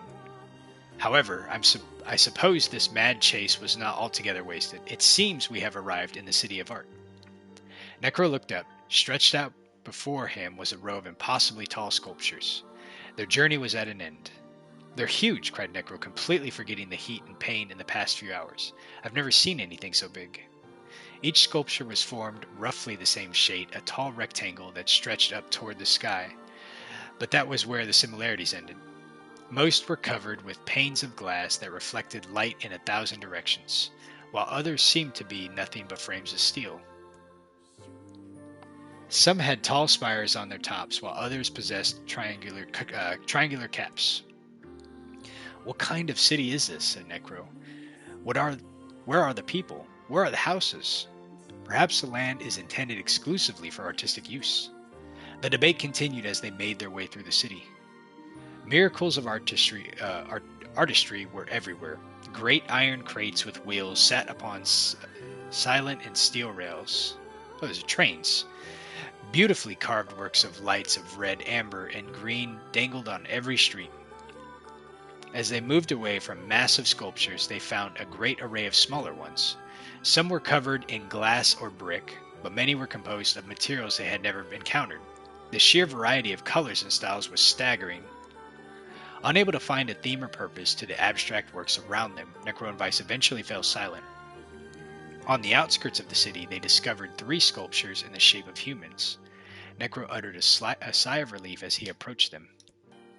Finally, I was getting tired of modern art. The 3 statues were indistinguishable except for a single word chiseled into the right arms. One read Alpha, one read Beta, and then the final one Gamma. As Necro moved to touch the nearest statue, a bird flew from the top of one of the sculptures. Alighting on the statue's shoulder, it emitted a brief, beautiful song that took the form of words. Only one form is real, the others are false. One form. Real. Okay. The real form will always speak the truth. The false ones will only speak lies. With that, the bird departed. As if on cue, the 3 statues shuddered to life, acquiring color and form as they began to breathe. Hey, look at that. They're alive. The triplets bowed low before Necro. Please, said Alpha. You have to get me out of this nightmare. I am real. Stop lying, said Beta. He turned to Necro and threw his hands in the air. Alpha's a fake. You know, I'm the real one. What a load of crap, said Gamma. Beta is fake. Everyone knows that I'm the real one around here. The respective pleas given, the 3 statues returned to their frozen state in silence once again. Alright, let's see here. So Alpha, let's see. So Alpha says that he's real. Beta says that Alpha's a fake.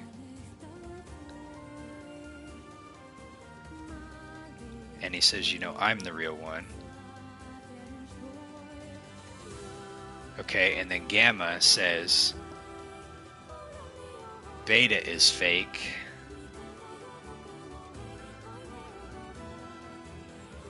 Everyone knows I'm the only real one around here.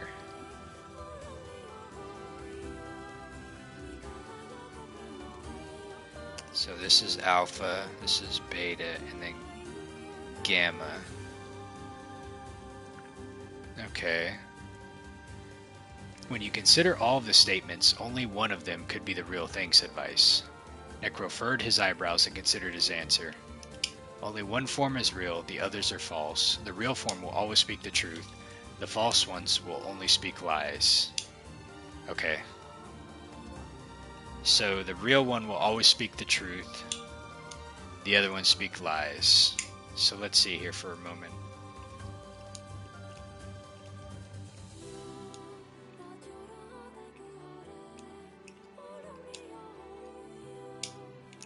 So Alpha doesn't actually call out any of the fakes. He just said he's real.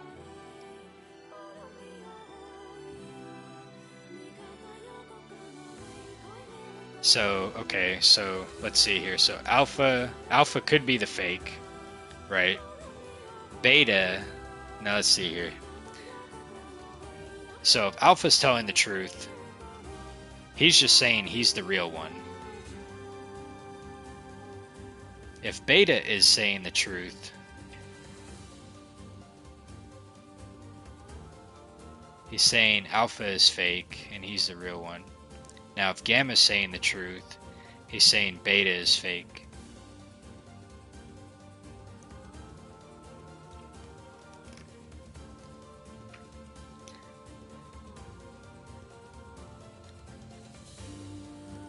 But if they're lying, if Alpha is lying,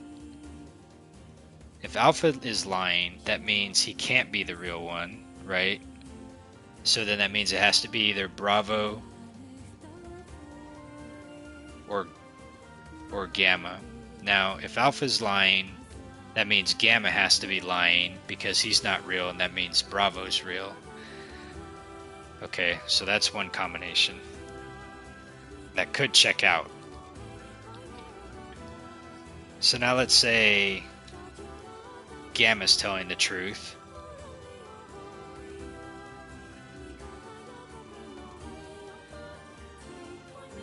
Alpha could be lying then at that point. He's saying he's real. He's not saying any other lie, right? He's just saying he's not real. So, or he's saying he's real, so that could be a lie. So it's easy there. There's no more information to go off from there. If Gamma's telling the truth, he's saying Beta is fake. I'm the real one. So Beta, if Beta's lying, he's saying Alpha is fake, and I'm the real one. So that holds true, right?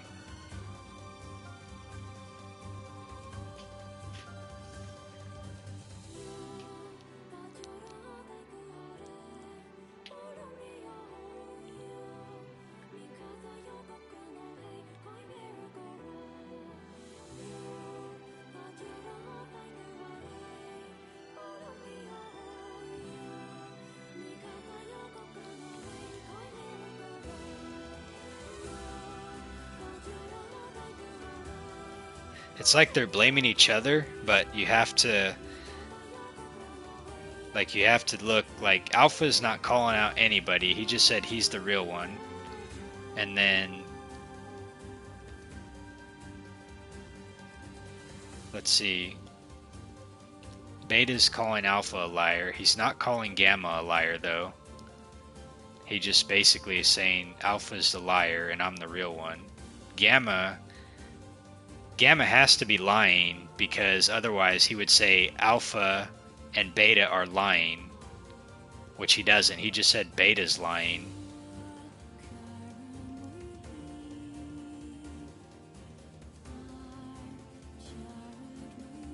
Wait a minute, but if he's calling Beta lying, if he says Beta's lying, that means he's not the real one and Alpha's not fake.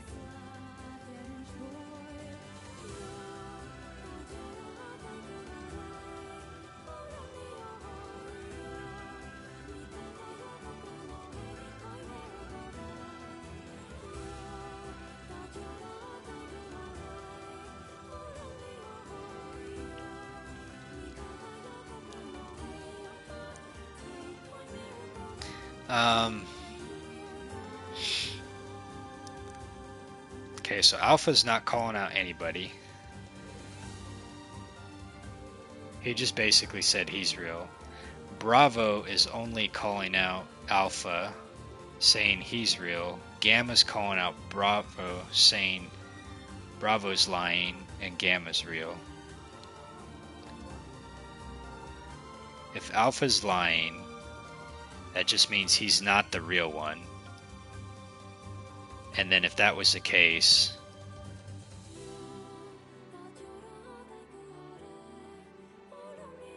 it could be either Bravo or Gamma, but in that case, he would have to say Alpha and Bravo are lying,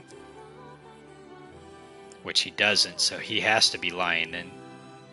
So I think it would be Beta. Let's try it. The real one's Beta. When Necro's voice betrayed a notable lack of confidence, he was relieved to see Weiss nodding at him. If Alpha were telling the truth, began Weiss in dry lecture, Beta and Gamma would be fakes. But in the case, Gamma's claim that Beta is fake would be truth, even though Gamma is a liar. Therefore, the theory crumbles. Wait, hang on a second. So how does he say this? If Alpha were telling the truth, Beta and Gamma would be fakes. But in that case, Gamma's claims that Beta is fake would be truth. Ah! That's true. So, even though Gamma is a liar, therefore the theory crumbles. Now let us presume that Gamma spoke the truth. That makes Alpha and Beta liars. In this situation, Beta is calling Alpha a liar. I didn't really think of it in that perspective, but it makes much more sense when you think about it like that. Okay. Which would leave us two statues telling the truth. Finally, let's assume Beta is telling the truth. If so, Alpha and Gamma lies would make sense. Therefore, Beta must be real. As Vice finished his explanation, Alpha and Gamma crumbled soundlessly into dust, while Beta sprang to life once more. "Congratulations, villagers," said Vice in a cheerful voice. The time to awaken has arrived." "Thank you for saving me," cried the villager. He dropped to his knees and bowed his head as low as he could before an uncomfortable Necro pulled him to his feet. "Why did you have a dream like this?" asked Vice. "Have you been to the city before?" The villager slowly looked around the bizarre objects and sculptures that dotted the landscape, then shook his head. I don't think so. I mean, it's impossible, right? There's no way I could have ever been to a place like this before at the same time. I feel I've seen it before." "Deja vu," muttered Necro, just like the mayor. The vague sense of unease that struck Necro during the mayor's dream spread once more through his mind. That was rough. I am positive I have seen that place before. Okay, that's enough. Don't need you getting all weird on me too. Okay, there. Now all the villagers can wake up, right? Yes, if the mayor's assumption was correct. I think I have had enough wordplay to last a lifetime. Thank you very much. You're telling me. Anyway, let's go see the mayor. Can we talk to this guy? I thought I was a goner there. Thanks for the help. What a strange dream. It almost felt familiar somehow. Okay.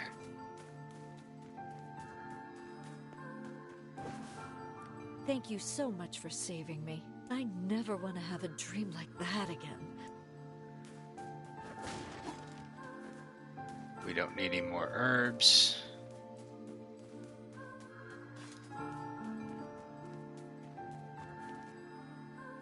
Oh, how wonderful. Thank you so much. Here, I have something for you. Obtained the one-handed sword Faith. Wow, this looks valuable. I can really have it? Of course. It's apparently a weapon of some renown, but we have little use for it. Well, we appreciate it. Thank you again for everything. Okay.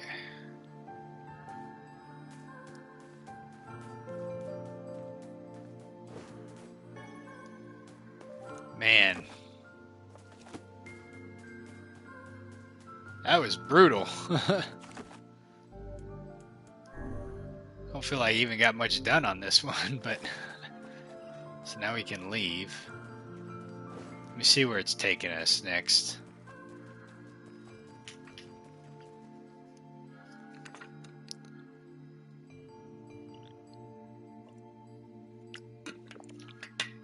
I forgot I had my plant growing.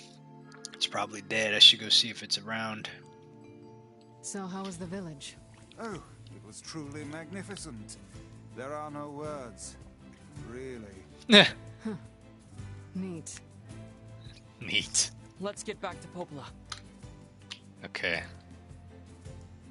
She'll probably want to know what's going on in there. Yeah, that was definitely pretty strange. Alright, we're gonna grab our boar. Not what I expected when I was gonna play tonight was to have some kind of word puzzles. I like puzzles though, they're fun, but definitely get my brain going though. And I definitely overthink things a lot too, so...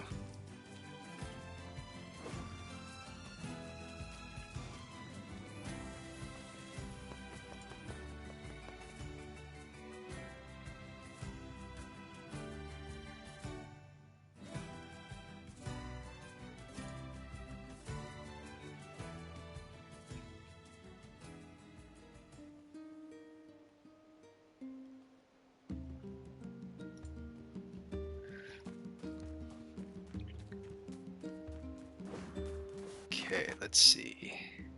Let's go talk to Popola.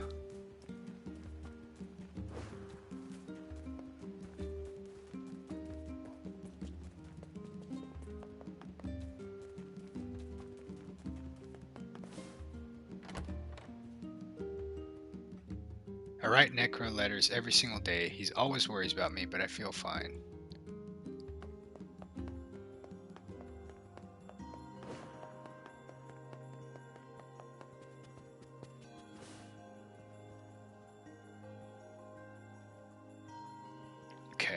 death dream certainly is a strange illness. Mm-hmm. Yeah, it was something all right. Even I, with my natural love for words, have no desire to visit that place ever again. You guys did well. You've been making a lot of long trips lately. Are you sure you're not pushing yourself too hard? I'm okay. I can't just sit around all day while Yona's sick, after all. If you say so. So, anything I can do for you? Well, I suppose there is one thing I could use a hand with. Have you heard about our plans to repair the canal? The work probably won't happen for a while, but once it's done, we can use the canal for trade and travel and all kinds of useful things. Unfortunately, however, we're a bit behind schedule at the moment. If you're willing to help out, I'd really appreciate it. No problem. What do you need? Great. So, the man I originally asked to help on this project hasn't shown up for work in a few days. I'm starting to get a little worried. So, maybe you can head over to Seafront and check up on him? I'll mark the location of his house on your map. He always carries a red bag over his shoulder, so he should be easy enough to find. Got it. Okay. Let's see if we can...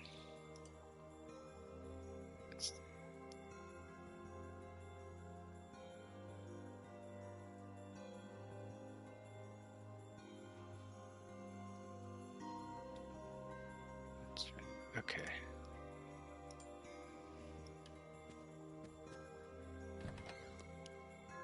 Play for a little bit longer. But let's go see our plants really quick. So because I have a big gap between when I play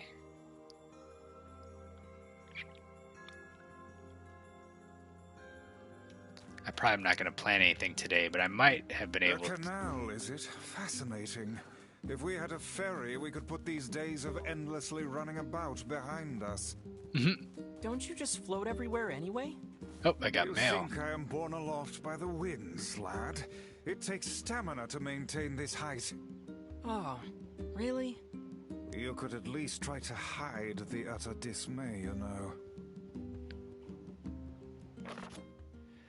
Dear Necro, today was awesome. Pupla made me this huge cake that was really yummy, and everyone in the village had been wishing me a happy birthday. It's fun. I feel like a princess or something.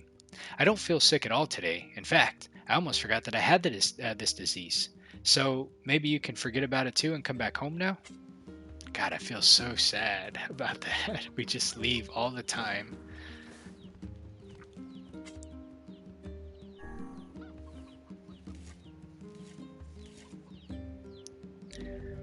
Got some melon. Alright. Let's go see if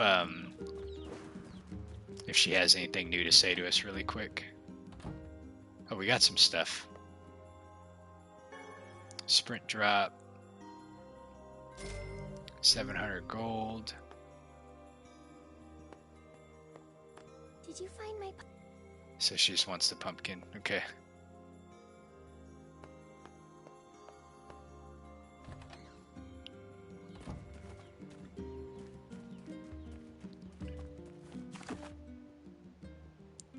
So he's in the southern part. All right.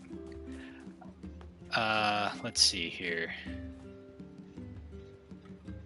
So, God, I wonder where that hat person would be at. Okay. Well, let's save it really quick and then we'll go figure out the next part of the story. Okay. Yeah, that forest, that definitely took a while. Oof. Okay. So the canal, I wonder if that's going to allow us to do like some, it sounds like some fast travel probably.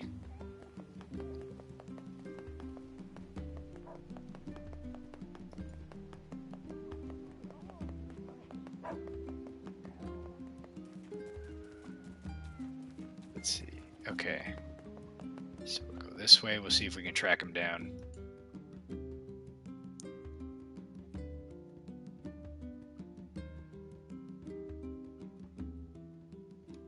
There's Kaine. Oh, the big monster's back now.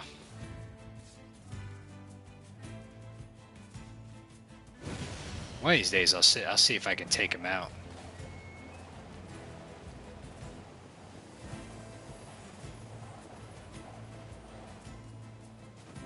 Okay.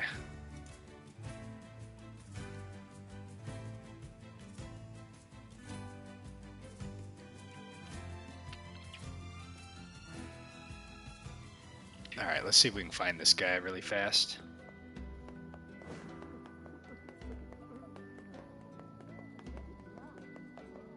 Oh, he's got... Wait, is this the funny hat?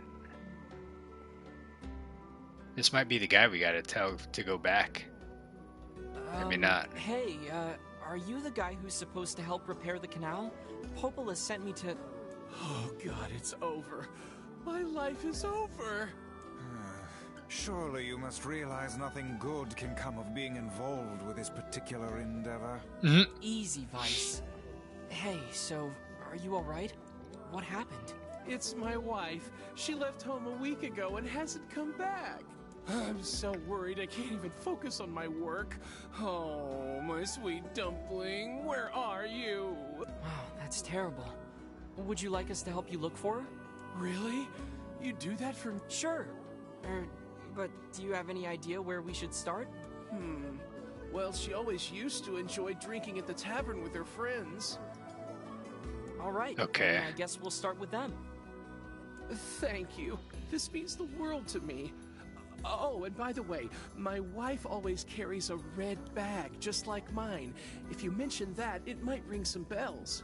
I've met some odd couples in my day, but none who felt the need to wander about flaunting matching luggage. You need to get with the times. Coordinated outfits are all the rage. Plus, these bags are special. We bought them for our anniversary. But now my sweet dumpling is gone. Okay. Just... All right. Oh, he didn't give us a quest for that one. I'm willing to bet that man knows more about his wife absconding than he's letting on. Maybe this is part of the quest.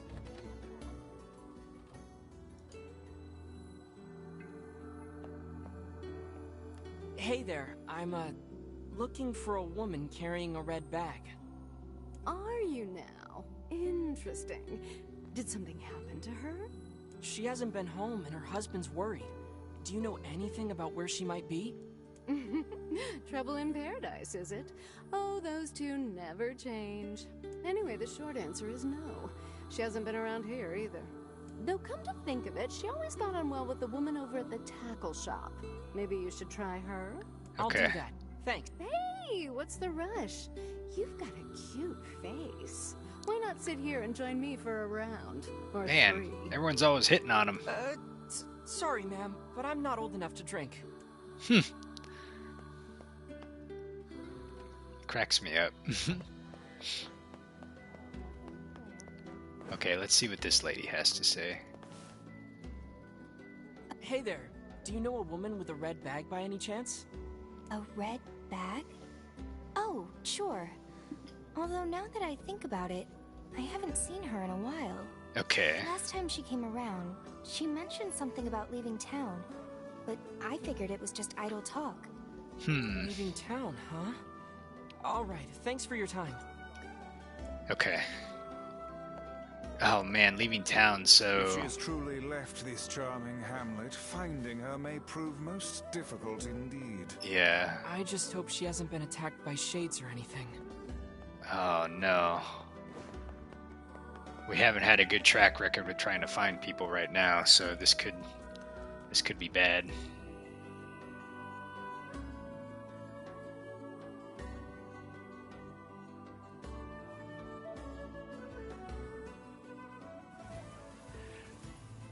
I wouldn't even know where to look, actually. Let's see here.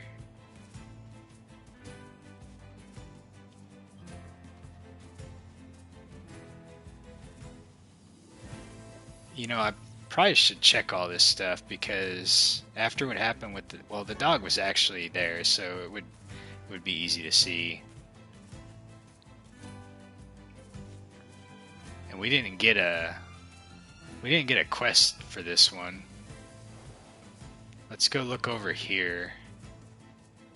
I bet you, I wonder if we have to fight this guy. Oh no, there's a shade right there. Okay, so... Something about that shade seems rather odd.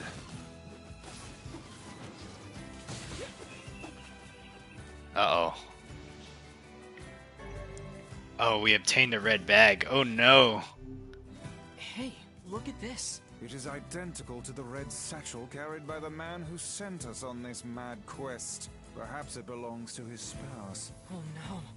Do you think the shades got her? I'm really wondering if it's not that the shades are getting them. I'm wondering if it's just the people turning into shades. I fear it likely, lad.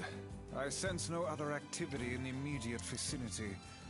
We were too late. Well, this is terrible. What are we supposed to say?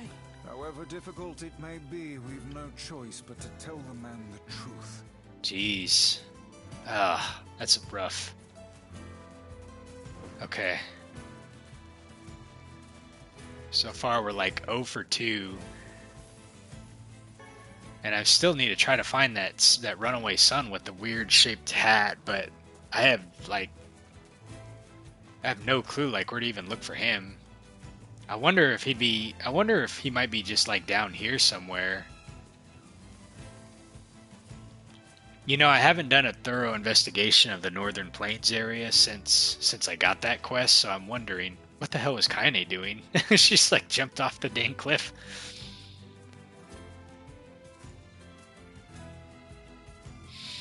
Okay. Oh man, now we gotta go deliver the bad news.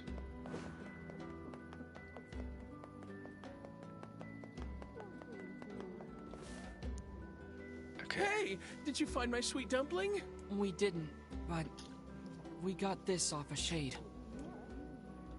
Oh, the red bag. You handed over the red bag. Oh no. This is hers. So our fears were correct. Oh man. Oh God. How could this happen to her? This is all my fault. Why is this all his fault? Asked the man. I mean, let's do it for the lore, I guess, just to see if he tells us anything. If I may, my good man, why did your wife leave home in the first place? It's because I think we should give him some time to himself, Vice.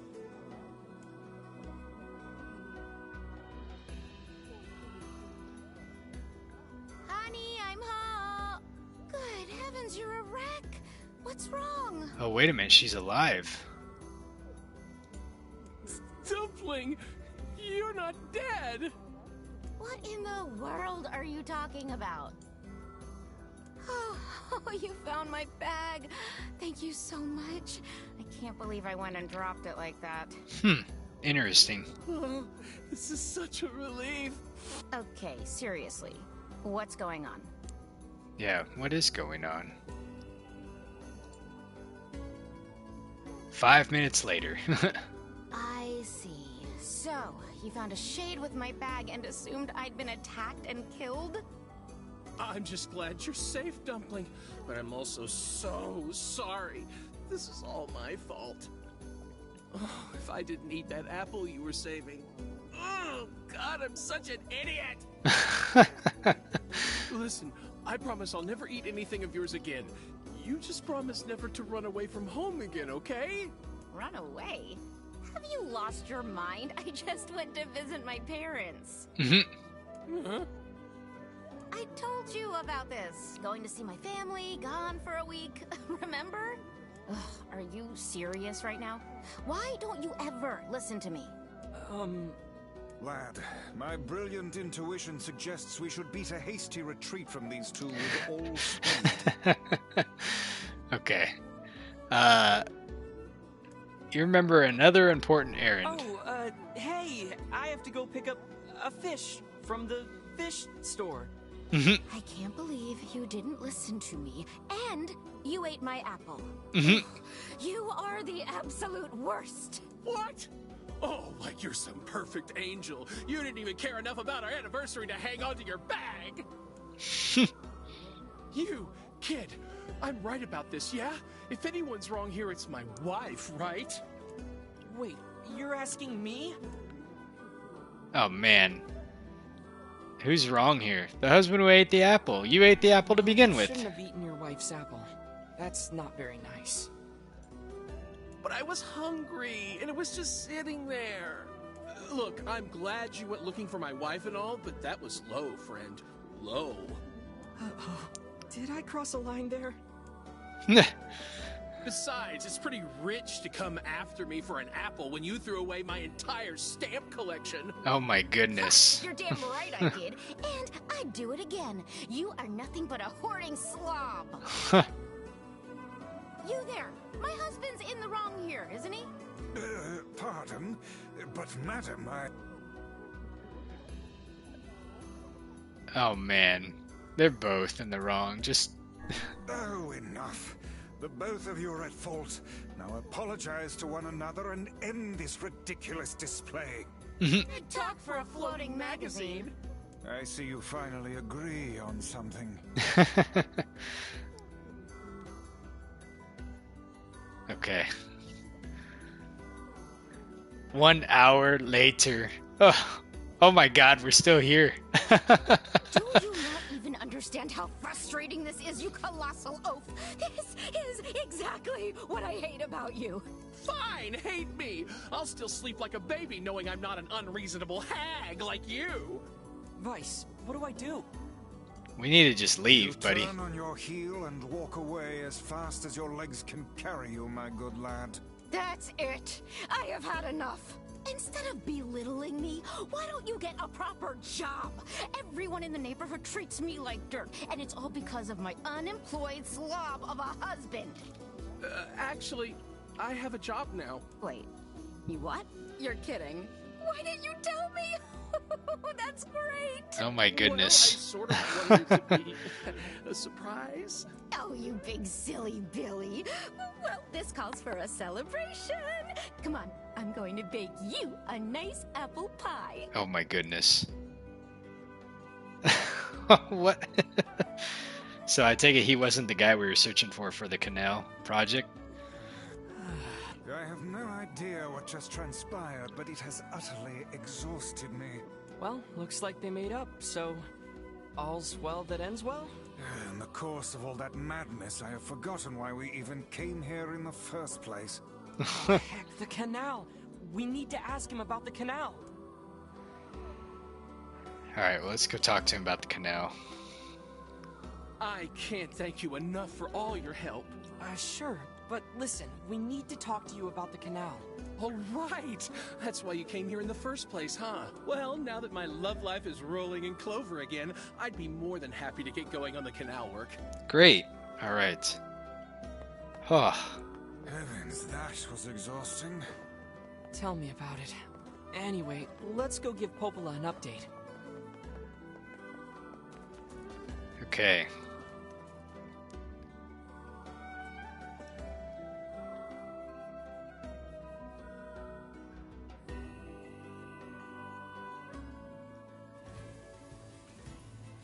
The couple with the red bags were a strange pair indeed. It boggles the mind to think their relationship can persist despite such intense squabbling. Well, they looked pretty happy in the end, at least. Maybe the secret to living a happy life is sharing your feelings, even when they're sort of mean and weird. If you adopt such a strategy, I may leave for groceries one day and never return. Oh, Jesus. Okay. Alright. So... that was hilarious. Okay. All over an apple. Ah. Alright, well at least we can go back and tell Popola that the guy is going to work on the canal now, and we'll see. Hopefully that'll open up some fast travel for us. I'm kind of interested to see what it does. Alright. let's go talk to her. Let's see what we got over here first, though. It's probably a medicinal herb. I wish I had like a place to store them. Like a bank or something.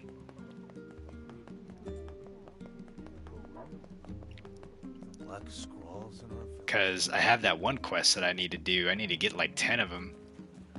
That's like all I can carry. So I gotta like deplete my entire stash that I got just to be able to do that. Yeah, so there's probably some more right there too. Okay.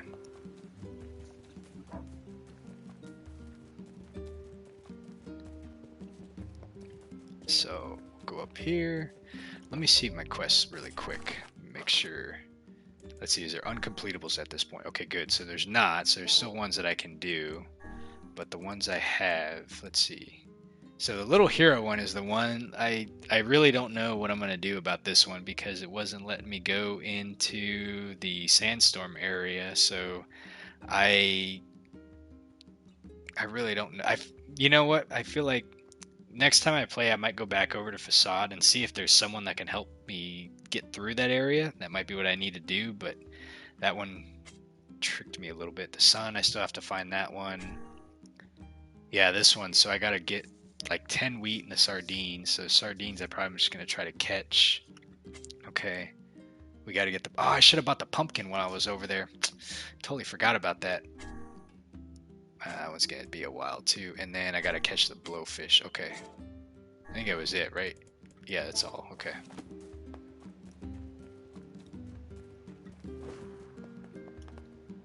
Alright, let's see what Popola has to say.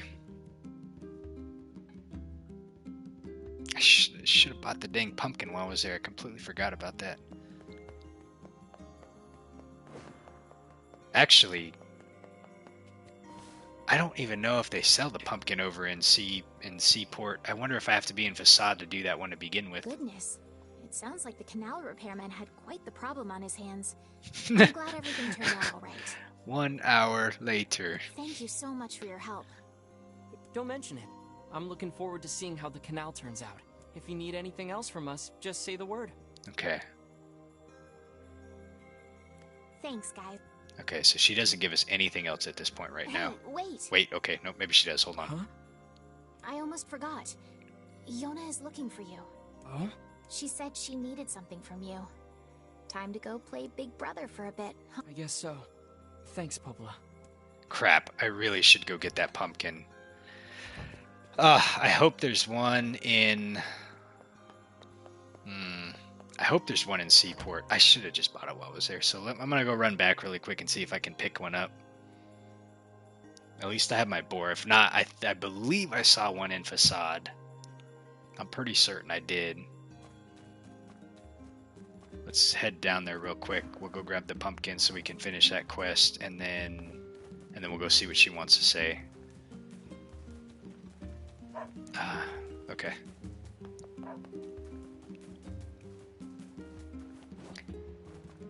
And I'm not, yeah. I'm pretty certain for that one little hero quest, I think I have to go try to find someone in Facade that's going to help us get through that sandstorm. It doesn't make sense that it won't let you actually go in there. Get out of the way.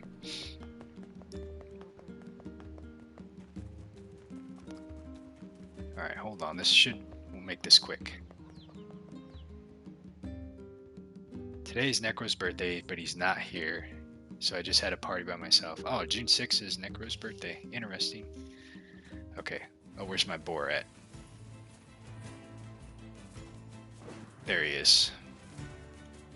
Okay. Try to make this quick. Oh! Okay, there we go.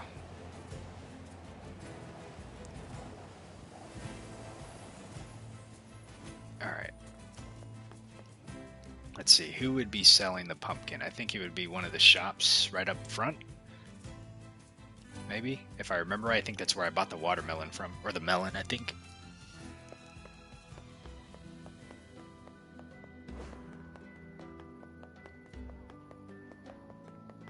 Her. Yep, pumpkin. Care for some important...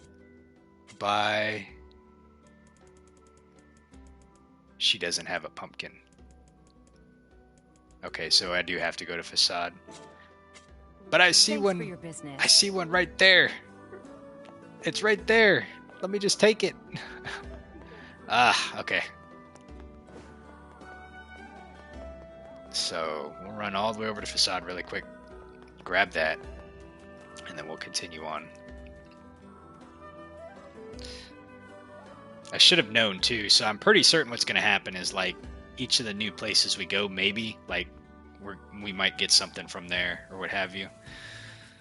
Let's see if I can make it out of here without doing that. Round the corner. Ooh! Nope, I didn't make it. Well, we'll just run. Sorry, boar. Okay, the thingy's gone. I wonder what the conditions are that make him spawn. It's not like it's like day or nighttime or anything, so that's kind of interesting. Let's see, so facade was where? That was to the east. So we gotta go to the east.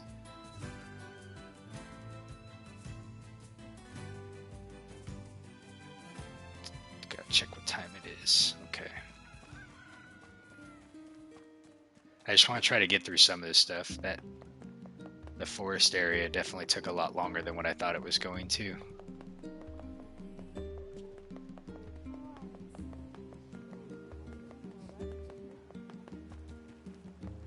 Okay. This should be the way we're going. Right? Yep. We'll do a quick save first just in case something crazy happens along the way. You never know. You never know. Okay, we're almost at 13 hours so far. Not bad. Alright.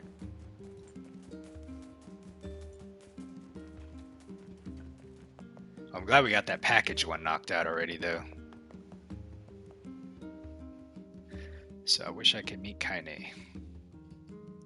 I wonder if they ever do meet.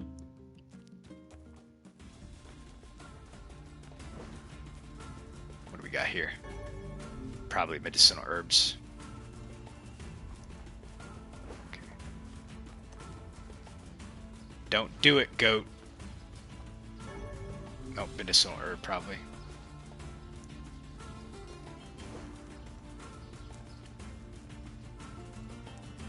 What's this?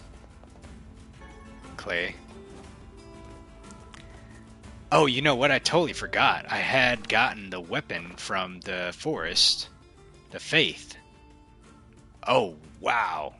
That's a huge upgrade. Yeah, I totally forgot about that one. Ooh, nice. It looks really cool. Sweet. Alright, let's pick this up. Berries. Well, that'll certainly help. That's a big boost in attack power.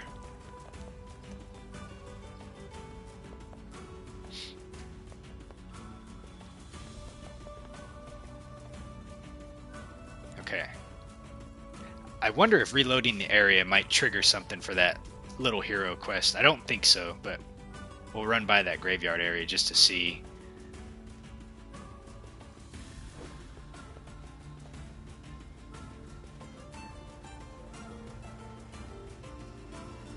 Yep, there's a lot of wolves. And I couldn't find their den either. Maybe I didn't go over here.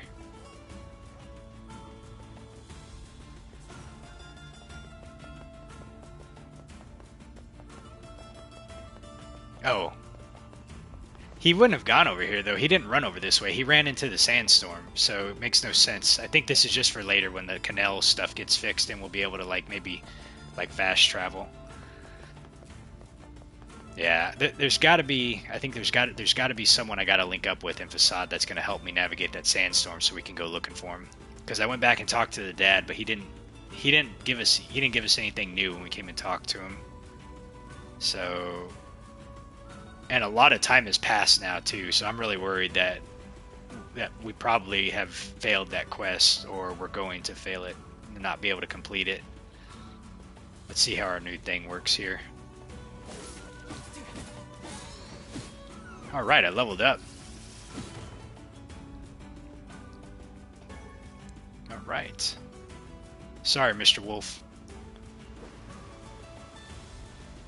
Okay.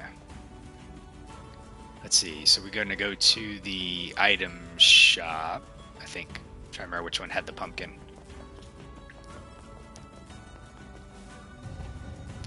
We might as well look and see if there's anybody here. Maybe Freya? Maybe Freya can help us? She's the one that took us through the sandstorm to begin with. I don't know where she's at, though.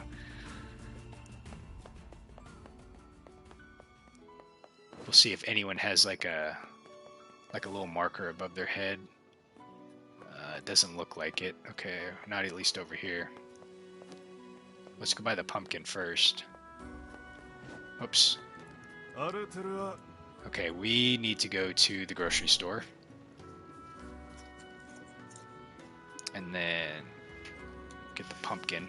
Oh, I can skip that. Okay.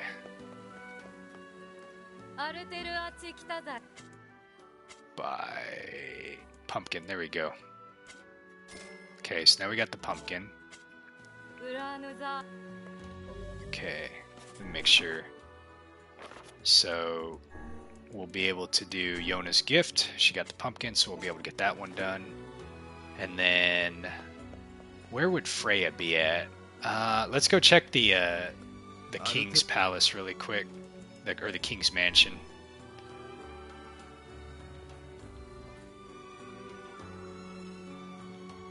We'll skip that. Okay, yeah. Let's see if this if they can help.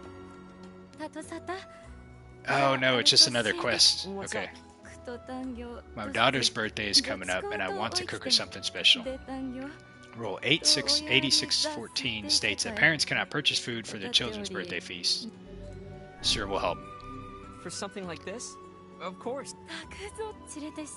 Okay, I need you to bring me 10 round strip food objects. Striped foods. 10 melons.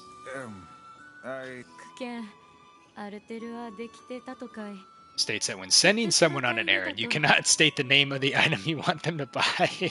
Well, that's a crazy rule. But if I manage to figure it out, I'll be sure to... These rules are absolutely preposterous. That person cannot even tell us what they wish us to purchase. Never in my life have I seen such foolishness. Oh man. Okay, what's this guy have? Are you the one who saved our king? Save him, so...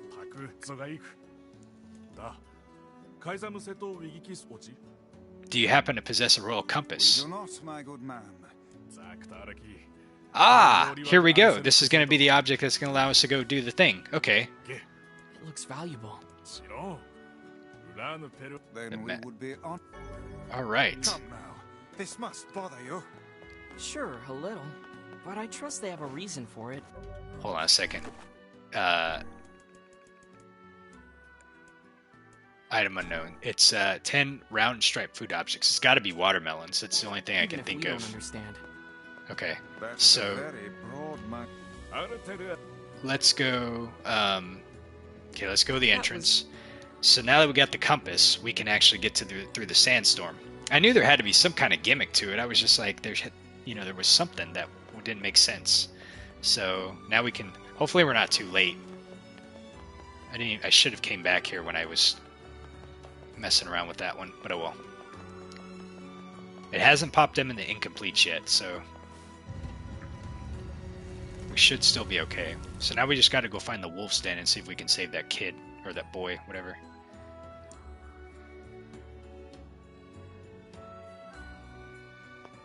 All right. I wonder if we gotta equip it or if it's just like kind of just having it on our person's enough. Let's see what happens when we go in the sandstorm now.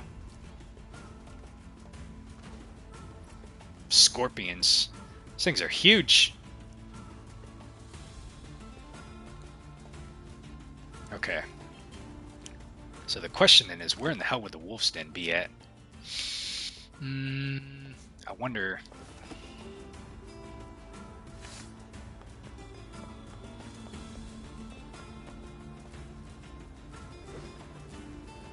Alright.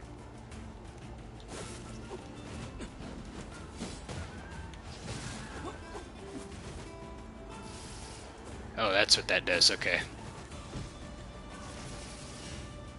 Oh. Man, Kaine's so cool. Wow. Think dogs. Oh, there we go.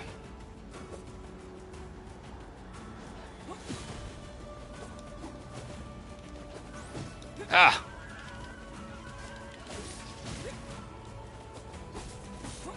Man, they're very evasive. Okay. Oh, there's more! Holy cow. They just keep coming.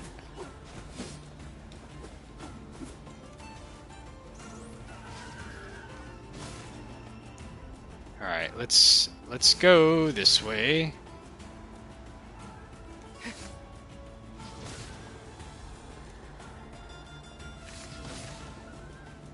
I wonder if the wolf den's up here.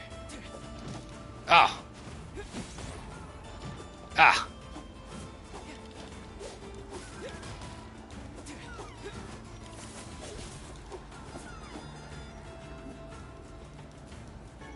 Man, there's a ton of them. It looks like up here is where they're all at.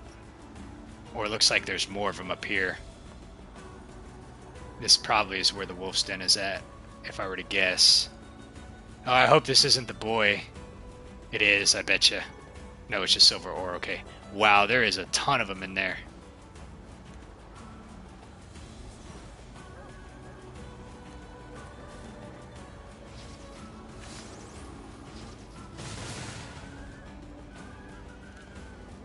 Holy cow, there's a lot.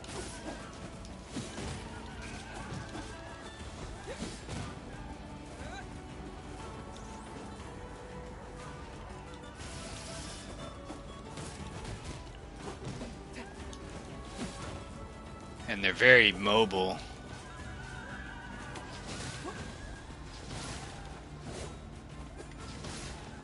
Okay.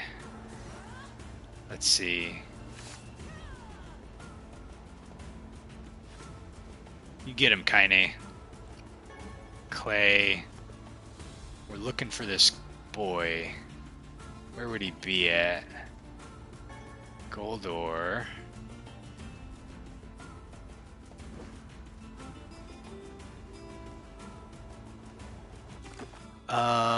Okay, so the temple's up there. Let's go check this area up over here. This little, this stairs up here.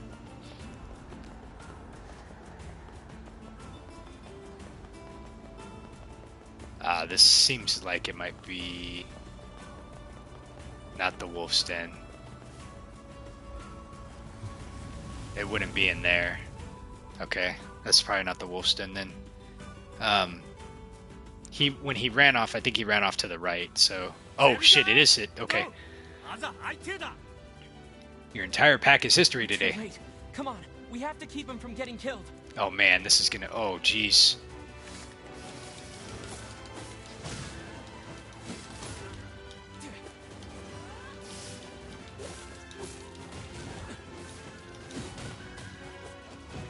Oh! Trying to protect you, buddy. Oh shit.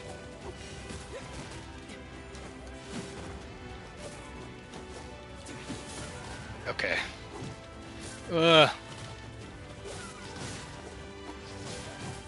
Oh no. Okay, hold on. I need a medicinal herb. Is that all of them? There's one more somewhere. Where? Oh, it's right there.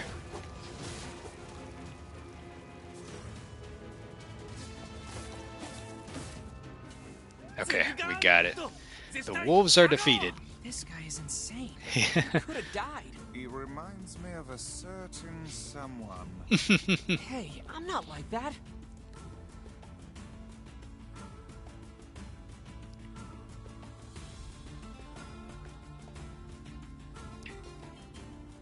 Oh, good. It brought us all the way back here. Nice. Thank the gods. Do you know how much we were worried about you, boy? Your son is a boy no longer. Though we urged him against it, he vanquished an entire den of wolves nearly by his lonesome. I don't really think that's exactly how it went, but okay. An entire den?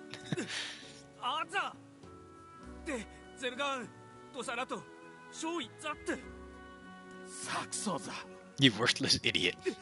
But...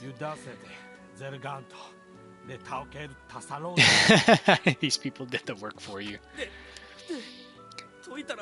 But they would have killed other people. They would have done no such thing, because you could have come back here and warned us. Still, you attempted to do the right thing, and for this I am proud. Father, I will speak to the king's advisor. If he will have you, then I will give you my blessing for you to become a man of the mask. But you must never do such a foolish thing again. A true soldier knows when he is outmanned. He knows it is not shameful to seek the aid of his fellows. Father, I swear to you, someday I will be as proud and wise as you. And thanks to you as well, my friends. Here, this is for you. 10,000 gold! Oh my goodness. Wow. We didn't do much. Still, I'm sure your son will make a fine man of the mask. Nice. My pride and joy. Okay, the littlest hero is complete. Alright. I just had to get that compass. Okay, well at least now I can go back in there whenever I need to. Okay. Now we gotta go. Let's save really quick. Let's go talk to Yona now. And then I think, after I'm done doing that, I think that's probably where I'm going to finish it up. I'm coming up on 3 hours, so...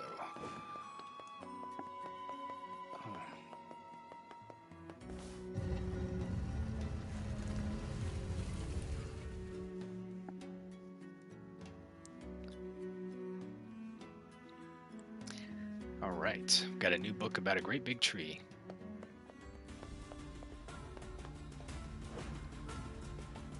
So now I wonder... Oh, nope, the wolves are still there. I was say, I wonder if we killed the wolf den that they wouldn't be there anymore, but they still are. Oh, scorpion, what the... I got poisoned?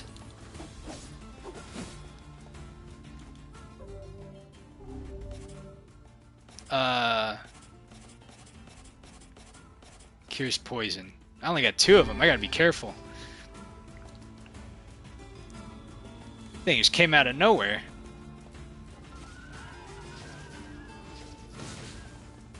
Alright.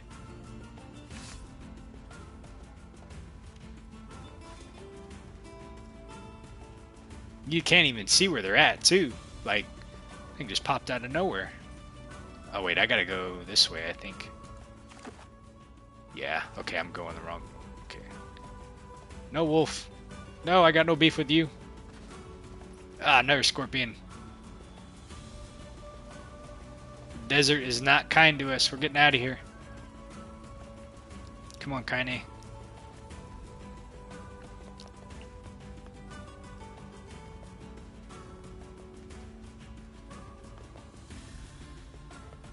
Well, at least we can give Yona the pumpkin. I wonder if she's going to cook something else for us again. I messed up the first one. I told her to not... I don't remember what it was, but I think the correct answer was to have her not boil it too much, but... Probably would have been damned if you do, damned if you don't type situation. Oh well. Alright, berries. It was still good, I'm sure, nonetheless. I don't even know if we still need to collect those lizard tails. Now we finished the drink quest. Don't do it, goat. Don't do it, goat. Or it's probably a ram, actually, not a goat. Big mountain sheep. Okay. I write letters every single day. He always worries about me, but I feel fine. It's really nice to come back and when you got letters in the mail to read. It's kind of cute that she throws it like in the little mailbox. Let's see if we have anything. Nope, we don't. Okay. Okay, we'll see what we got here for her. Or we'll see what she got for us. Yay, you're back. Popola said you needed something? Yeah, a favor, actually. What is it? I can't help if you don't tell me, sis. Okay, I'm gonna say it. Ready? I'm ready, Yona. I need you to help my friend. Okay. Your friend? Yep, I have a friend, and we've been writing each other letters. Interesting. Seriously? A pen pal? How delightful. So who is this friend? Well, he's kinda... He? It's Yes, and he's sick and in a whole lot of trouble. okay. And I know that you and Vicey are the only Vicey. ones who can help him. Vicey? Vicey. I knew he was gonna comment about that. Tell me about this guy. He lives in this really big house down south, and he's super nice, and he's my friend. Okay, so he lives down south. You have to help him. Please? Yona, listen. Please? Great. Now what do I do?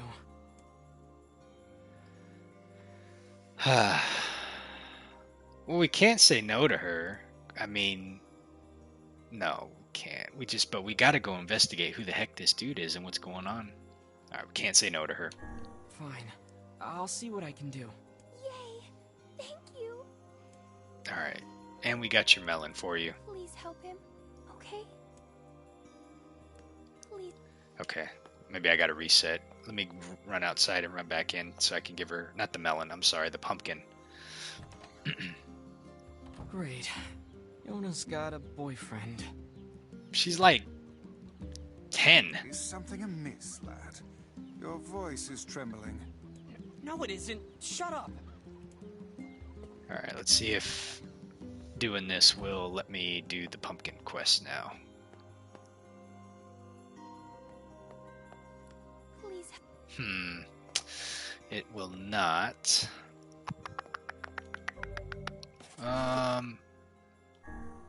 Did I... No, it's not uncompletable. Okay. So... I asked for the pumpkin. I'm pretty sure I got the pumpkin, right? Cultivation. Pumpkin. Okay.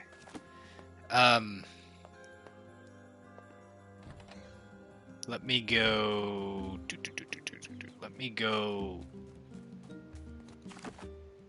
Okay. Let's go out of the area, come back in the area, and see if just reloading it will let us do it. We might not be able to. We might have to actually go do this part first and then come back and then be able to do it. If this doesn't, then that's probably what I have to do. But let's see if this lets us do it.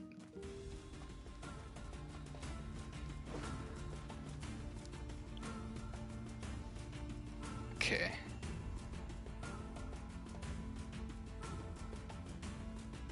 She's getting all these ingredients. Okay. I still gotta be on the lookout for that guy with the funny shaped hat. I have not seen. Nope, no letter. Okay.